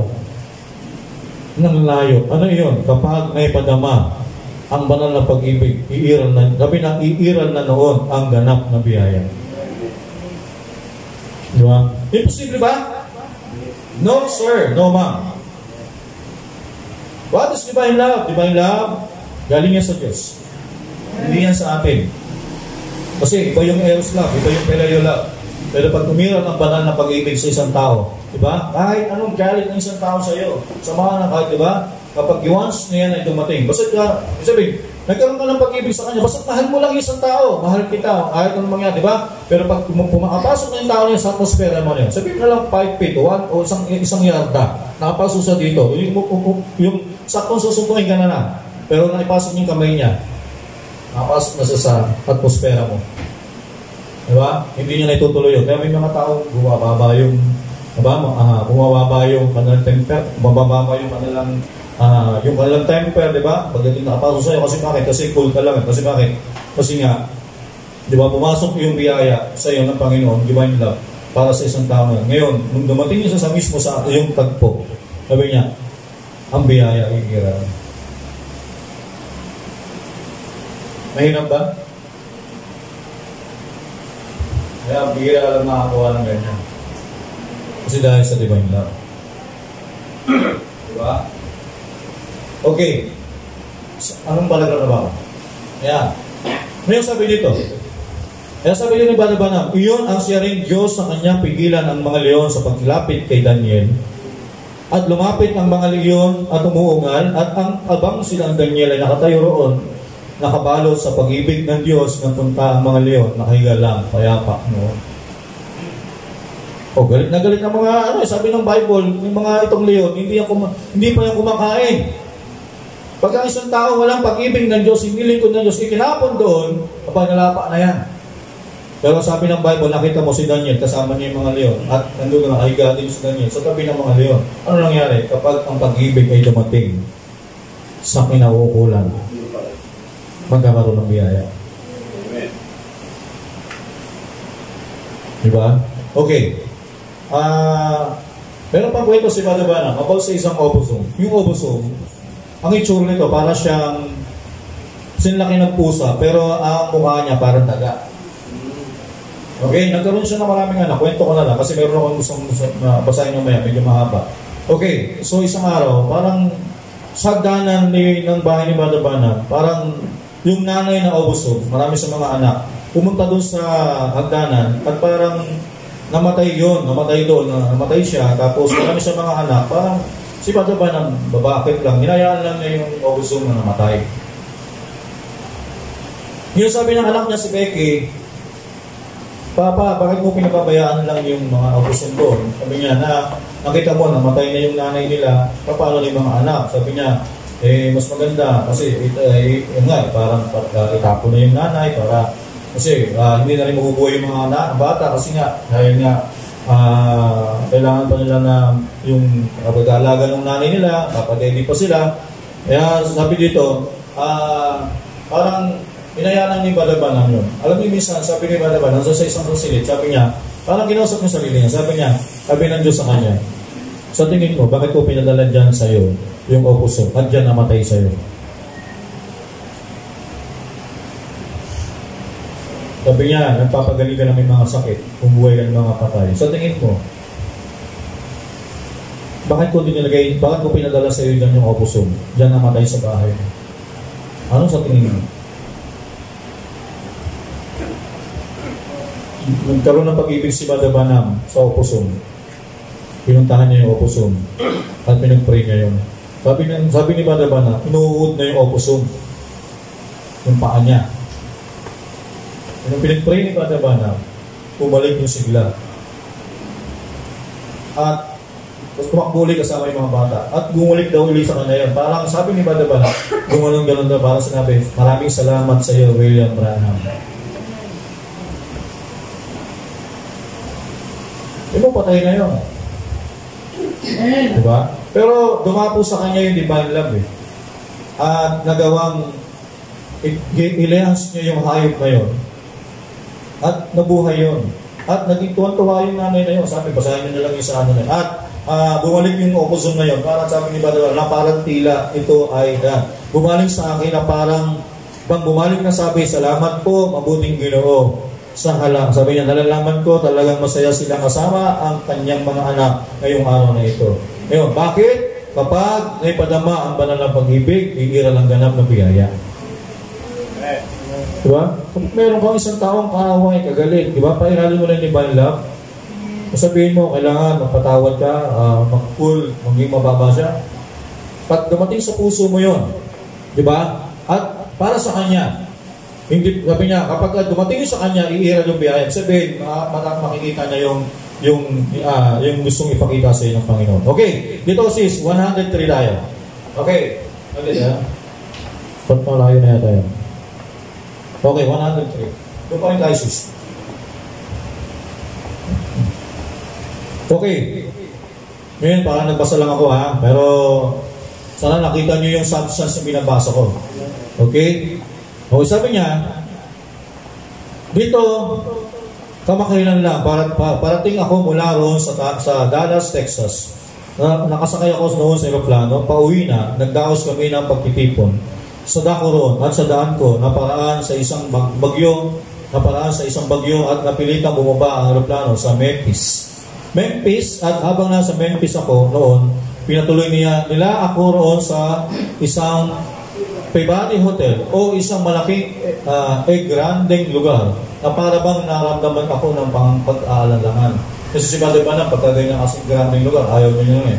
Kasi si Padre Banam, simple lang, gusto niya. Naroon ako, nagabi yun, at tumuloy ng magdamag, tinawagan nila ako, pinamagahan at sabi, Reverend Branham, oo, sabi niya, susunduin ka ng limousine. Ngayon, ng eksaktong alas 10. Okay? Alas 7. Alis ang aeroplano ng alas 7 at sa alas 7:30. Okay. Sabi ko, salamat Ginoo at binaba na ang telepono. Bumangon ako at nanalangin at naisip ko, bueno, may oras pa ako. Marahil para bumakbo sa isang tanggapan ng koreo. Okay. Dito mga kapatid, tingnan niyo po ang konsepto dito sa binabasa. Papunta si Padre Banam sa isang lugar, kaya lang hindi sila tumuloy, stop muna kasi may bagyo. So may ilang oras na tumigil muna sila, hindi sila lilipat. Ngayon, bumaba si Padre Banam sa plano para pumunta sa isang tanggapan ng koreo. Meron akong ilang liham o parang pumunta sa isang tawag ito, parang may hulugan ng sulat. Post office, kasi wala na masyado yun eh, di ba? Okay. Post office, meron akong ilang liham dito na sinagot ko kagabi, bumangon na ako at nag-umpisa nang maglakad-lakad sa kalsada, at umawit. Okay, taas mo sis, 112. Okay.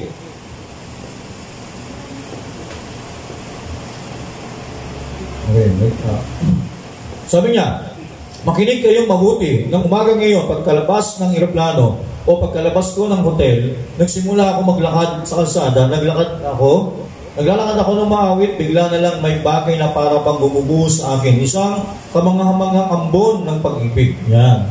Naisip ko, kung magagawa ko lang, naniniwala ako. Sabi niya, na para bang pakiramdam ko, kung may makikita lang akong may papanalangin, gano'n ang pakiramdam mo kapag may bagay sa puso mo na mihila. Parang ganito yung mga kapatid, gusto ko sabihin. Naglalakad si Padre Banam, naglakad siya, sabi niya, parang may dumating sa kanya, may sabi niya, parang yung alam yung isang parang ganito, parang gusto ko mag-preach. Parang gano'n. Kasi may isang bagay na dumating sa kanya. Sa kanya naman, parang gusto kong maglehas na may mga sakit, parang gagawin. Parang yung dumating sa kanya eh. Diba? Yun yung kwento. Okay, bye-bye na natin. 123.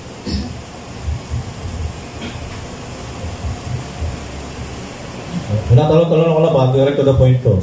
Doon sa kalsada, noong umagang iyon, habang naglalakad-lakad sa Memphis, balik tayo sa kwento ko. Sabi niya, naglalakad-lakad ako noon sa kalsada. Sa Memphis, umawit sa Panginoon at bigla may bagay na nagsabi, huminto ka. So, sabi ng Espiritu Santo, huminto ka. At huminto ako. Bigla na lang, sabi nito, pumihit ka. Pumihit, sabi niya, bumalik ka sa kabilang daan. Bueno, papunta na kasi ako sa may ilog. Naisip ko, lumalakad-lakad pa ako. Naisip na, bueno, iyon ay isang bagay lang na sa akin lamang. Alam niyo na, ikay nakakaramdam, alam niyo, maraming beses nagkakamali ang mga tao sa pagsunod sa kanilang mga pakaramdam sa halip na sa pangungunan ng Diyos. Okay? Kaya, nagsimula na akong magpatuloy-tuloy sa loob-loob ko, pakiramdam ko. Pakiramdam ko lang iyon. Papalayo ako ng papalayo. Tumitindi naman ng tumitindi iyon. Okay? So, sabihin, habang lumalayo si Father Branham sa aeroplano, tumitindi yung sa puso niya na mayroong isang bagay na pinapagawaan niyo sa kanya. Tumabi ako doon sa isang gilid na lugar. Lumingon-lingon, may isang mga gamit sa pangingisda na nakalapag doon. Naisip kong kumilos na para bang mga taong nagdaraan, tumitingin-tingin sa mga gamit na ito sa pangingisda. Napuntahan ko ang lahat ng medyo nagsialis na sa daanan. Yung grupo kung saan banda, okay, taas ISIS, 21, 27. Kaya ko na, para direct to the point tayo. Okay. Kasi, meron akong ano dito. Okay. So ito, pagkaraan ng ilang sandali, lumingon ako, nakabang doon sa isang trangkahan ng ganito. Wala. Sabi niya, nung siya naglakad-lakad pa, meron doon nakatayo, isang babae, doon sa pintuan. Okay? Pag ganito, may isang typical na matandang Aunt Jemima. Jemima? Na nakabang doon sa may trangkahan sa pintuan niya. At ang malalaki mapipintog niya mga pisngi. Nakatayo roon at nakapulupot ng kamiseta sa kanyang ulo na pagganito at nakatali sa likod. Naglalakad ako ng ganoon at lumapit ako sa kanya. Tumutulo ang mga luha sa kanyang malalaking mapipintog na mga pisngi ng ganoon. Pinagmasdan niya ako, sabi, magandang umaga, Parson. Okay. Sabi ko, Ginang, sabi, magandang umaga po, sabi ng babae. Para bang ngumiti siya, tinignan ako, may mga luha sa kanyang mga mata. Naisip ko, tinawag niya akong Parson. Ganon ang tawag nila sa mga mangangaral doon sa Afrika yan. Afrika po yan. Okay? Timo, alam nyo. Ang sabi ko, paano mo nalaman na isang ako ministro? Sabi ni Badabana. Sabi niya, alam kong darating ka. Sabi ng babae. Ano? Sabi, alam kong darating ka. Sabi ko, hindi ko naunawaan, auntie. Maaari mo ba sabihin sa akin? Okay. Sabi niya, alam mo, nabasa mo ba yung kwento tungkol sa babae sa Matimo? Si Bada ba ng paitanong, no? Sabi niya, nabasa mo ba yung isang kwento sa babae Sunamita na walang anak at niniling niya sa Panginoon na pagkalooban siya ng anak? Ang sabi, at dumating si Elias at binasbasan siya at nagkaanak siya. Sabi ko, opo, Ginang, naalala ko po yun. Sabi niya, Ginoo, ganoon akong babae. Sabi, wala akong noong anak at nanalangin ako sa Panginoon. At sinabi ko, Panginoon, kung pagpapalain niya ako at bibigyan ako ng isang anak, kung ako'y palalakihin ko, iyon para sa kanya. At sabi, pinagkalooban niya ako ng isang anak. Sabi ng babae. At sabi, naglalaba ako noon sa kuskusan ng mga labahin. May kakaunting pagsingit sa alaala. Sabi, naglalaba ako noon sa kuskusan ng mga kalabahin para lang mapalaki ko ang batang. Sabi, ang trabaho ng babae ito, naglalabandera. Pumiling siya ng isang anak, binigyan siya ng Panginoon, pero sabi niya, para mapalaki lang niya ang kanyang anak, siya ay naglabandera. Ang sabi niya, noong lumaki na siya, Parson. Sabi ng Parson, mangangaral. Sabi niya, maling landas ang tinahak niya. Ang sabi niya, napagbarkada siya sa masama at nakahiga na siya rito na nag-aagaw buhay. Kita nyo, hinihingi niya sa Panginoon yung bata, tapos nung lumaki, napariwara at nagasakit, di ba? Okay. At sabi, naparito yung lalaking doktor noong araw na bago kahapon nang mawalan siya ng malay. At sabi ay wala na raw silang magagawa para sa kanya. Binigyan na nila siya ng 606 na sarbalsan. At lahat na iba pa, mercury, gamot to, penicillin, pampamanid yan. Talagang walang nakakahawang infeksyon sexual, syphilis. Inisip na hindi na gumagana yung valvula sa kanyang puso. Operado na rin. Ang sabi, wala nang magagawa para sa kanya. Ang sabi, nakahiga siya rito nag-aagaw buhay. Nag-aagaw buhay na sabi, "Oh, Panginoon, ayaw ko makita ang anak ko na mamamatay ng ganyan." So, sabi yung babae, gusto niya mamatay ang anak niya, pero sabi niya, ayaw niya sa ganung kondisyon na wala pa siya sa Panginoon. At sabi, "Ako, kung marinig ko lang sana na sabihin niyang ligtas siya." Sabi, nanalangin ako at nanalangin ako sa loob ng 2 gabi. Okay, babae ha, sabi, kaninang umaga, mga alas 3, sabi, pinatulog ako ng Panginoon sa pagkakaluhod ko. Sabi, nanaginip ako ng isang panaginip. Sabi, nakakita ako ng isang lalaki parating, nakasuot ng pamusyaw na kulay balat ng terno. Nakasuot na isang maliit na medyo kanlalaning sombrero.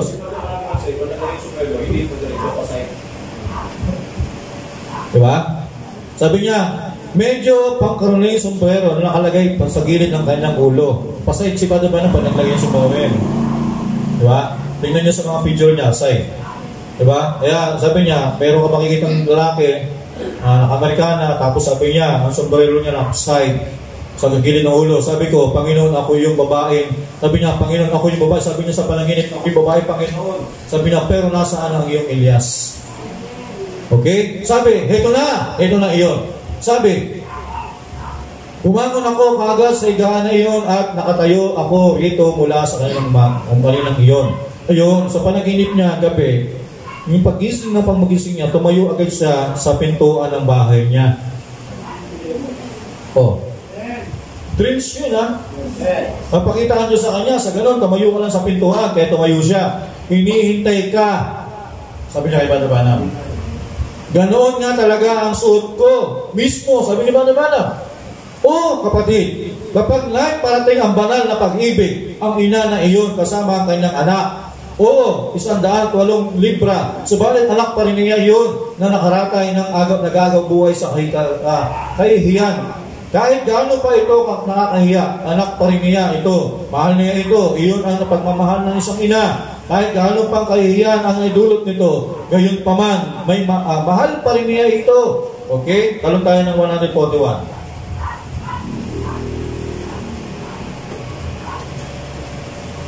Okay. Subalit, doon ay walang man lang ni isang alpombra sa sahig. Ano ang alpombra? Parang, okay, sabi niya, at isang maliit na lumang diposteng bakal na igaanan naroon. Isang pangkaraniwang munting lumang kumot na nakakumot sa batang ito. May karatula sa pintuan, God bless our home. Nabasa mo tayo. Alam niyo, nilibig ko ito kagabi. Alam ko, lumuluha yung mata ko talaga eh. Talagang may tumulo talagang divine love dito sa puso ko habang binabasa ko ito. Alam mo, gano'n yung kalagayan ng mag-ina, pero nakalagay sa bahay nila, God bless our home. Diba? Alam kong nasa presensya ako ng isang tahanang Kristiyano. Alam kong nasa isang dako ako kung saan may panalangin. Walang mga nakadikit na dingding na poster ng isang sexy babae. Walang mga halay na mga larawan, kundi Biblia ay nakalapag sa bukas ng isang maliit na lumang mesang marmol ng babaw nakalagay roon. Alam nyo, kung pinasa ko to, parang nakita ko din yung puso ni Padre Banam eh. Sinong taong hindi maaawa sa taong ito? Kaya pag, alam nyo, ang sekreto ng divine love, kapag mayroon kang naawa kasi isang tao, sa isang hayop, ang Diyos nagpapadala sa iyo ng divine love. At kapag dumating yung divine love sa iyo, para doon sa taong yun, para sa hayop na yun. So, walang bagay na hindi magkakaroon ng biyaya. Kasi bakit? Kasi nandun ang divine love ng Diyos. Kung nasa ang divine love ng Diyos, may biyaya. Okay? Nakalagay doon. Sabi niya, at isang malaking kabataang lalaki ang nakahiga roon sa higaan. Nakakapit ang kanyang kamay sa kanyang mga sapin. Umuungol. Uhu. Diba? Okay, tanong tayo sis.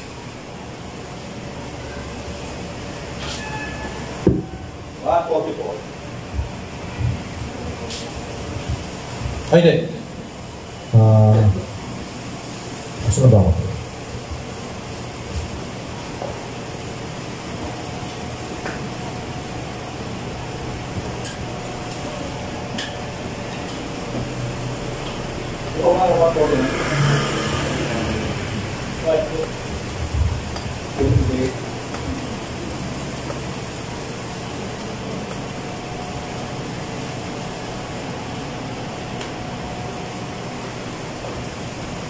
Okay, sige.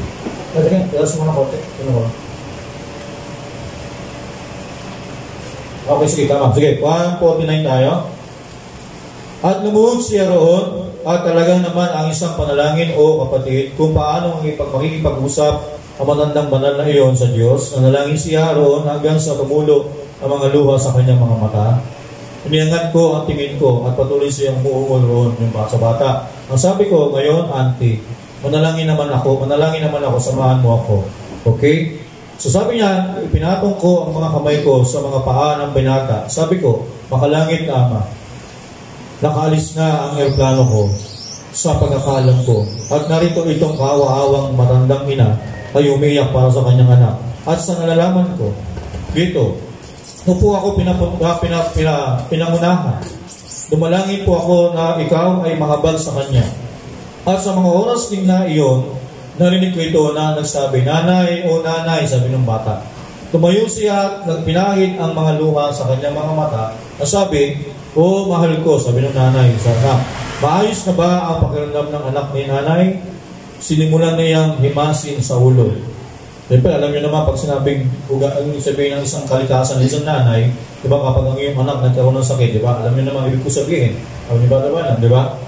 Sabi nito, kahit alam ng nanay na talaga yung naramdaman ng bata ay masakit yun, mahirap yun. Pero sabi niya, kamusta na ba pagramdam ng anak ko? Diba? Parang alam niyo na yun. Parang tinatago niya yung sarili niya na gusto niya hindi masama yung naramdaman ng anak niya. Diba? Kasi gano'n niya kamahal yung kanyang anak eh. Sabi nito, nanay, lumiliwanag na po sa kwarto.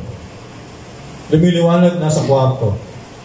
Ganap na pag-ibig kapag naipakita ang pag-ibig, banal na pag-ibig sa puso ng Diyos. Kinakailangan na tumugon sa lugar na ito ang ganap na biyaya. Kapag iniisip ko na ang isang abang ina roon na kumakapit sa kanyang panalangin sa Diyos at lahat ng mga ito, at pagkatapos ano ang nangyayari, ang Diyos sa pamamagitan ng kanyang biyaya, ang Diyos sa kanyang babag ay dadalhin ang isang eroplano mula sa iyong papawid at pananatilihin iyon sa lupa para lang matugon ang panalangin ng isang haba.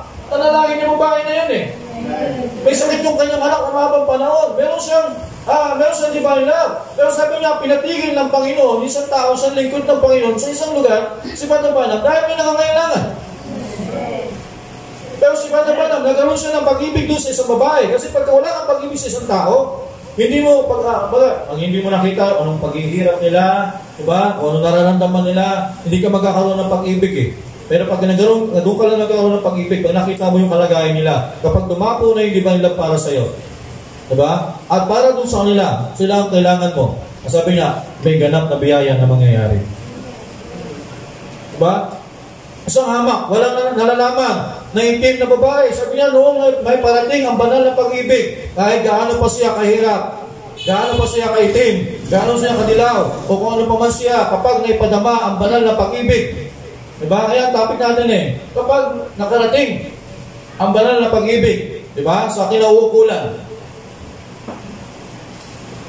may biyayang mangyayari. Kapag naipadama ang banal na pag-ibig, kailangan nang umiral ang ganap na biyaya. Ang pag-ibig na iyon ay matandang ina, na iyon ay gaano siyang umiiyak. At yung kabataang lalaki, mga 2 taon na pagkaraan niyo, bumaba ako, at nakasakay ako roon sa isang tren at pababa bumaba at nagpunta roon sa bumili ako ng isang hamburger. Sumisingil siya ng mga 70 o 80 sentimo para doon sa aeroplano. Okay? Mabibili ko yun sa mga 20 sentimo. Okay. Isa nakapulang Gora, sabi, kamusta Parson? Branham. Okay. Ito ang kwento nito para mas maintindihan nyo. Nung pinag-pray ni Father Branham yung bata, gumaling yun. Nakalakad na siya. Isang araw, si Father Branham nasa isang tren. May isang ticket, tapos may bumati sa kanya. Kamusta ka, Parson Branham? Hindi yun nakilala ni Father Branham. Ang kwento. Sabi niya, lumingon ako. Sabi ko, magandang umaga, iho. Bueno, sabi, hindi niyo po ba ako nakikilala? Sabi ko, hindi. Sa palagay ko, hindi. Sabi, naalala niyo po ba ang 2 taon na nakararaan? O 2 years ago na. Noong nagpunta kayo at pinalangin ninyo ako, at naroon ang aking nanay. Sabi ko, ikaw na ba ang batang yon? Sabi ko, ako nga po, Parson Branham. Sabi, magaling na po ako. Ngunit ligtas na ako ngayon. Isa na po akong Kristiyano. Ipig, ganap na biyaya. Siya nga po, kapatid. Sinasabi ko sa inyo, kapag ang biyaya, kapag nakita ng Diyos na naipadama ang pag-ibig, kinakailangan umiral ng pagbiyaya. Kaya ng pag-ibig yun, sa Diyos galing yun. Kapag nakita ng Diyos ang pag-ibig mo sa isang tao, ay yun ay pag-ibig na niya. Yung pag-ibig mo ay naging pag-ibig na ng Diyos, kinakailangan umiral ng biyaya. Diba? Alam nyo, gusto ko sumigaw. Gusto ko magtatatalon. Dahil sa revelation nakita ko.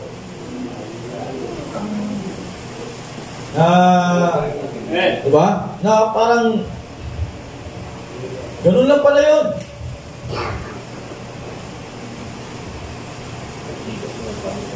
Ano parang karagatan? Okay. So, talon tayo ng 168. So, ilan na lang? Kunti na lang to. 168.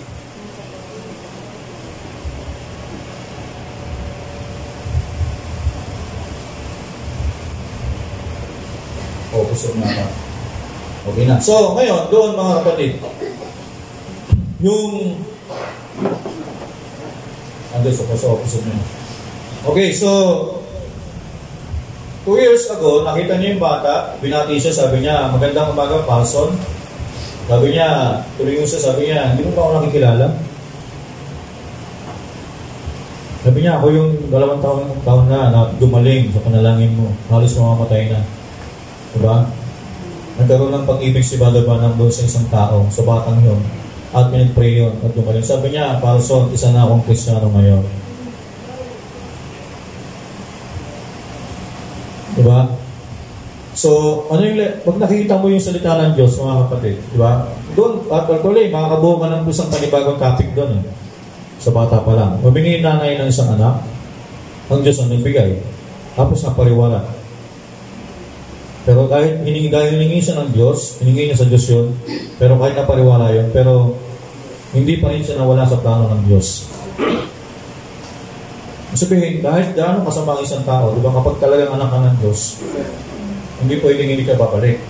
Diba? Isang lesson din yun, panibagong lesson yun. Okay, dito tayo sis, adoption number 2. Paragraph 60 tayo. Pagkup-kup. Hitag mo na lang yung pagkup-kup. So, ilan na lang, may papakita na lang ako dito para actually, naging ano rin ito. Pero, nakita ko din dito sa pagkup-kup number 2. Hindi, yung pagkup-kup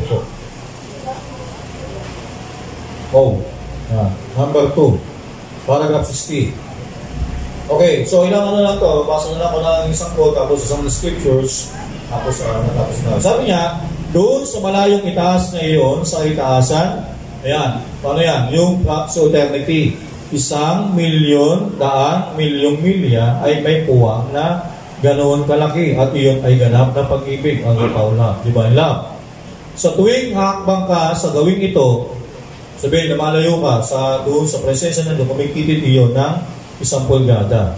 At alam nyo na kung gaano na lang iyon kaliit sa oras na makarating iyon sa lupa, ito ay isang anino ng anino, iyon ang naglagay. Taglay ninyo iyon at taglay ko, isang anino ng anino ng mga anino ng pag-ibig ng agapaw.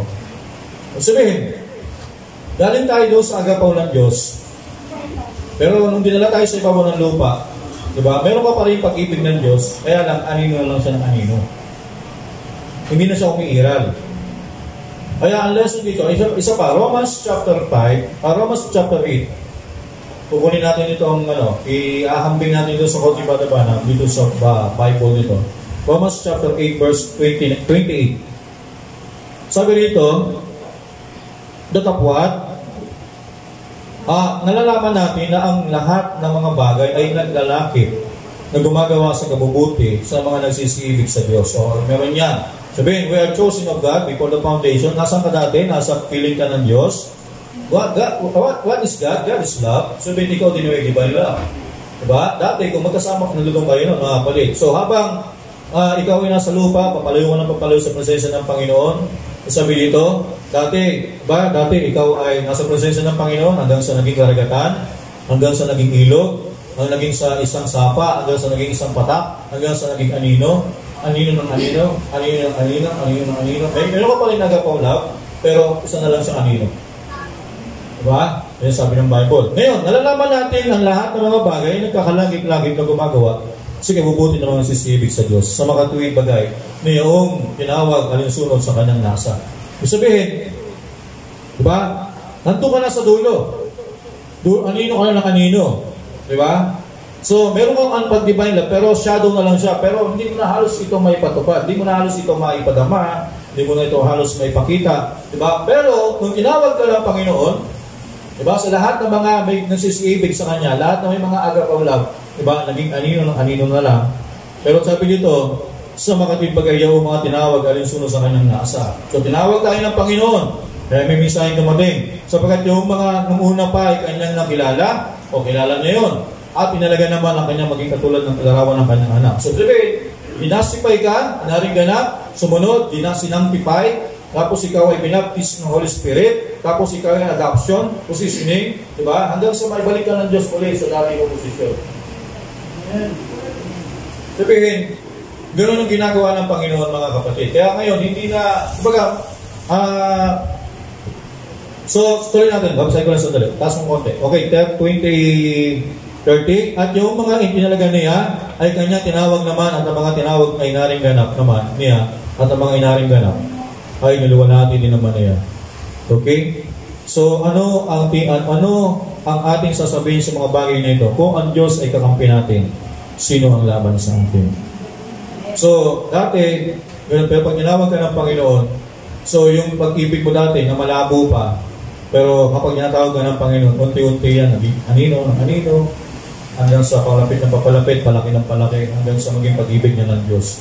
Sabi niya, hindi mo pwedeng dayain ang pag-ibig ng Diyos dahil ang pag-ibig doon ng Diyos. Hindi, 1 Corinthians 6, balik tayo. Doon tayo sa pag-ibig ng Diyos. Taas mo na lang. Ayan. Yung doon, sa may triya. Ang pag-ibig ay hindi mapagpahinuhon.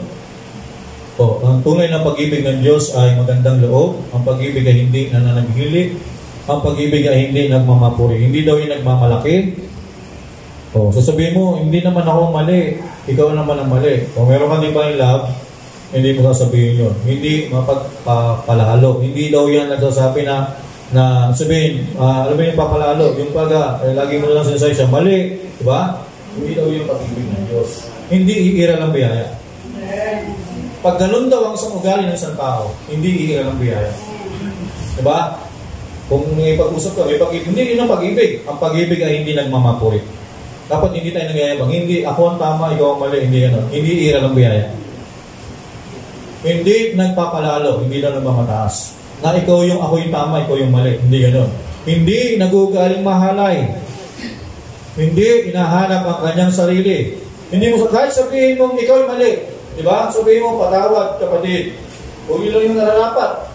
Diba? Para makapasok sa iyong atmosfera. Diba? Hindi daw inahanap yung kanyang sarili. Hindi nayayamot.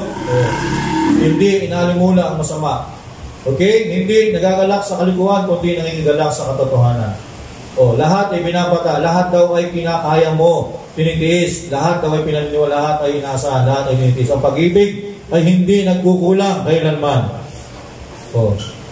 Kahit maging mga hula. Kaya kapag dumating na, di ba, naahabag ka sa isang tao. Gusto mo siyang patawarin. Sabi niya, ang pag-ibig daw hindi nagkukulang. Hindi yan kulang-kulang. Na parang gusto mo siyang patawarin, parang hindi. Pinapatawad na kita, pero kalahati lang pala sa puso niya yun. Diba? Sabi niya, pag-ibig hindi nagkukulang. Kung kinakailangan, yakapin mo yung sister, yakapin mo. Sis, pasensya na. Diba? Brother, pasensya na. Diba? Hindi nagkukulang yan. Diba? Sabi nito, lahat ay nakatatapos. Sabi niya, maging mga wika, titigil maging kalaman ay mawawala. Okay, balik na tayo sis doon sa Romans chapter 4. Dito tayo magtatapos. Okay, ano nga ang ating sasabihin na sumpungan ni Abraham na ating magulang ayon sa laman? Sapagkat kung si Abraham ay naringganap sa pamagitan ng mga gawa, ay meron siyang pagmamapuri. Datapwat hindi sa Diyos, sapagkat sino ang sinasabi ng kasulatan at sumampalataya si Abraham sa Diyos sapagkat binilang ng kanyang katuwiran. Ngayon, sa kanya na gumagawa, hindi binibilang na biyaya ang ganti, kundi utang. Tatapwat sa kanya na hindi gumagawa, ngunit sumasampalataya sa kanya na gumaring ganap sa masama at ang kanyang pananampalataya binibilang na katwiran. Gaya naman ang nasusulat, sabi niya, nang sinasambit ni David ng kapalaran ng tao, nasa kanya binibilang ng Diyos ang katwiran na walang mga gawa. Okay. Okay, sabi niya, sinasabi, mapalad ng taong kanilang mga pagsalansang ay pinatawad. Okay, tingnan nyo. Ngayon, mga kapatid, meron na ba kayong nakita about doon sa nangyari kay Abraham? Si Abraham nakatanggap ng biyaya. Sabi ni Bana, kapag mayroon kang divine love at nakarating sa tamang kinaukulan, doon ay magkakaroon ng biyaya. O sabi niya si Abraham daw nakalasap ng biyaya. Binigyan siya ng Diyos ng biyaya. So, bago siya binigyan ng Diyos ng biyaya, meron po ng divine love na nangyari. O, diba? Para langgam ni Abraham yung divine love. Diba? Yung tinatawag na biyaya. Okay? So, alam ko ay ang Diyos ang patuloy na magpapaunawa natin sa atin at magbibigay. Mahirap itong magawa. Hindi ito biro-biro, hindi ito kailangan gawin, kundi ito ay kusang nagmumula sa ating Panginoon Diyos. Okay? Pero sabi nga natin, kapag ang divine love ay naiparating natin sa isang tao, saan mga bagay, ang biyaya ay darating. Okay? Kaya God bless you all. At